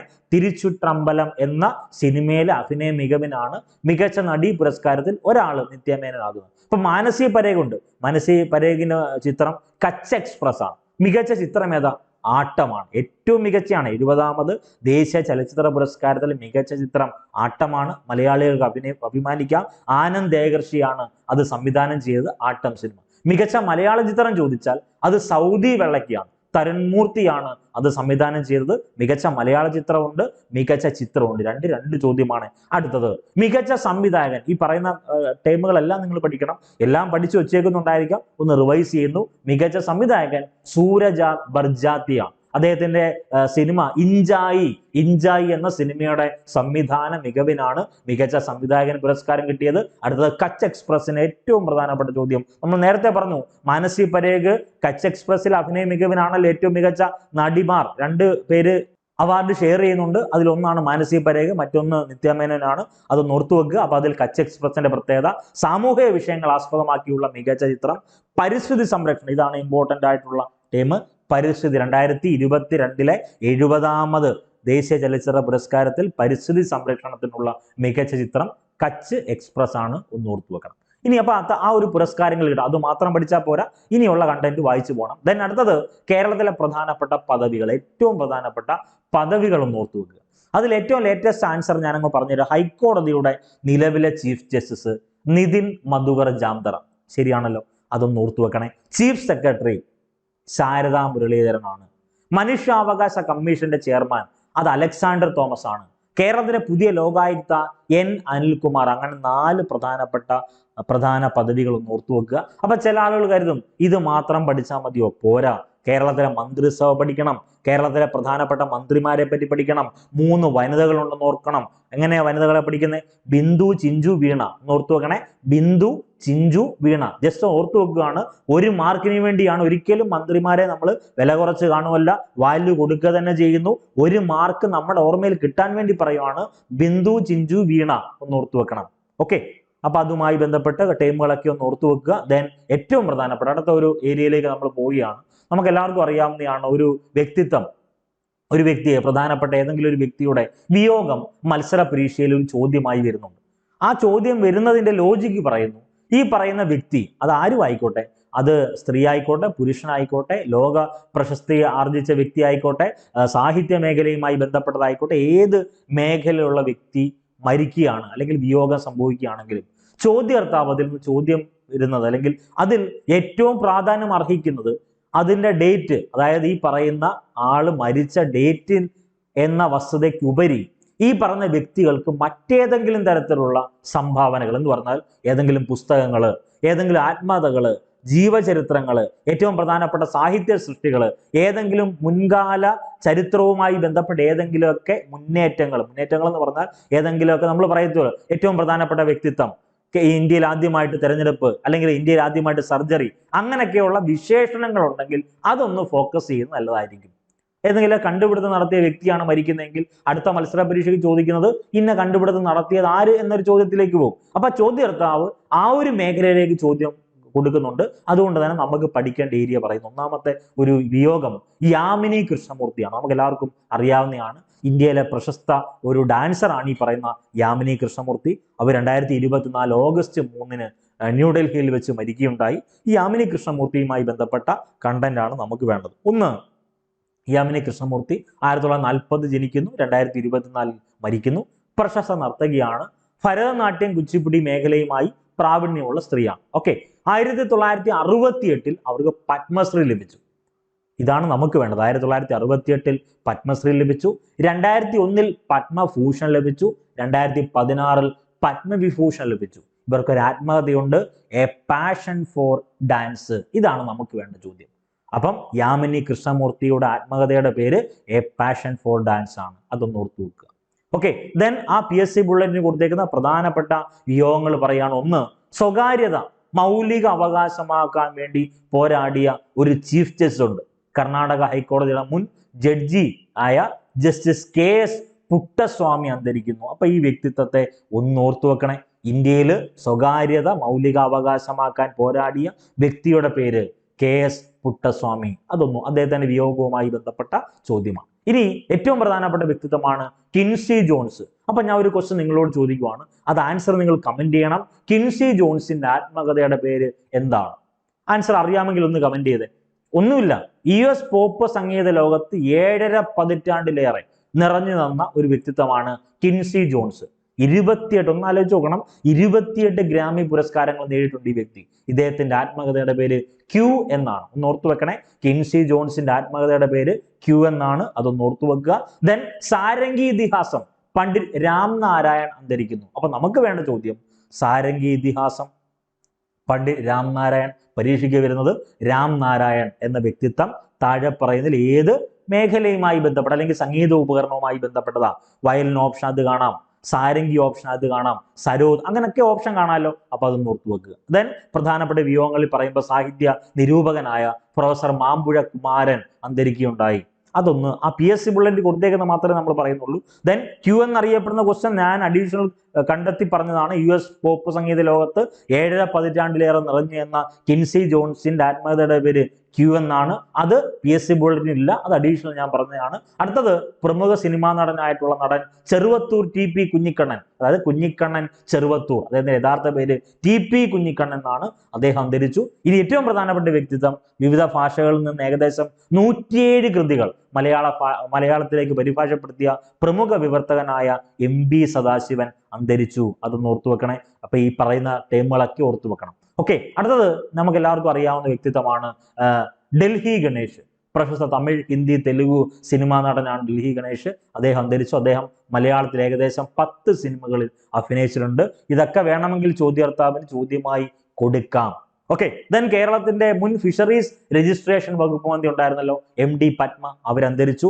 ഇനി നമുക്ക് വേണ്ട പ്രധാനപ്പെട്ട ആനുകാലിക സംഭവം, ലോകത്താദ്യമായി ലോക സുന്ദരി പട്ടം സ്വന്തമാക്കിയ കിക്കി ഹക്കൻസൺ അന്തരിച്ചു. അപ്പൊ അതൊന്ന് ഓർത്തു വെക്കണം. അതൊരു ചോദ്യമാണെന്ത്, ലോകത്തിൽ ആദ്യമായിട്ട് ലോക സുന്ദരി പട്ടം സ്വന്തമാക്കിയ വ്യക്തി കിക്കി ഹക്കൻസൺ, അവര് മരിക്കുകയുണ്ടായി. അപ്പൊ ഈ വിയോഗങ്ങൾ, ഇങ്ങനെയാണ് വിയോഗങ്ങൾ പഠിക്കേണ്ടത്. അപ്പൊ നമ്മൾ പറഞ്ഞ ഓരോ ടോപ്പിക്കും ഇമ്പോർട്ടന്റ് ആണ്. ഏകദേശം ഒരു 75 കൂടുതൽ കണ്ടന്റ് PYQ നമ്മൾ ഡിസ്കസ് ചെയ്തു. ഒരു 180-200ഓളം GK നമ്മൾ ഈ ക്ലാസ്സിൽ ഡിസ്കസ് ചെയ്തു. വരാൻ പോകുന്ന മുഴുവൻ മത്സര പരീക്ഷകളിലും ഉന്നത റാങ്ക് നിങ്ങൾക്ക് ഉണ്ടാകട്ടെ എന്ന് ആത്മാർത്ഥമായി പ്രാർത്ഥിക്കുന്നു. 2024 വരെ നിങ്ങൾ എഫേർട്ട് ഇട്ടു, വർക്ക് ചെയ്തു, PDF നോട്ട് വായിച്ചു, ക്ലാസ് കണ്ടു, വീഡിയോ ക്ലാസ് കണ്ടു, റിവിഷൻ ചെയ്തു, വീണ്ടും വായിച്ചു, SCRT, NCRT, PYQ എല്ലാം തീർത്തു. 2025 നിങ്ങളുടെ വർഷമാണെന്നേ. നിങ്ങൾക്കൊരു വർഷമുണ്ടെങ്കിൽ അത് 2025 ആയിരിക്കും. അപ്പൊ എല്ലാവർക്കും വിജയാശംസകൾ നേരുന്നു. നന്ദി, നമസ്കാരം.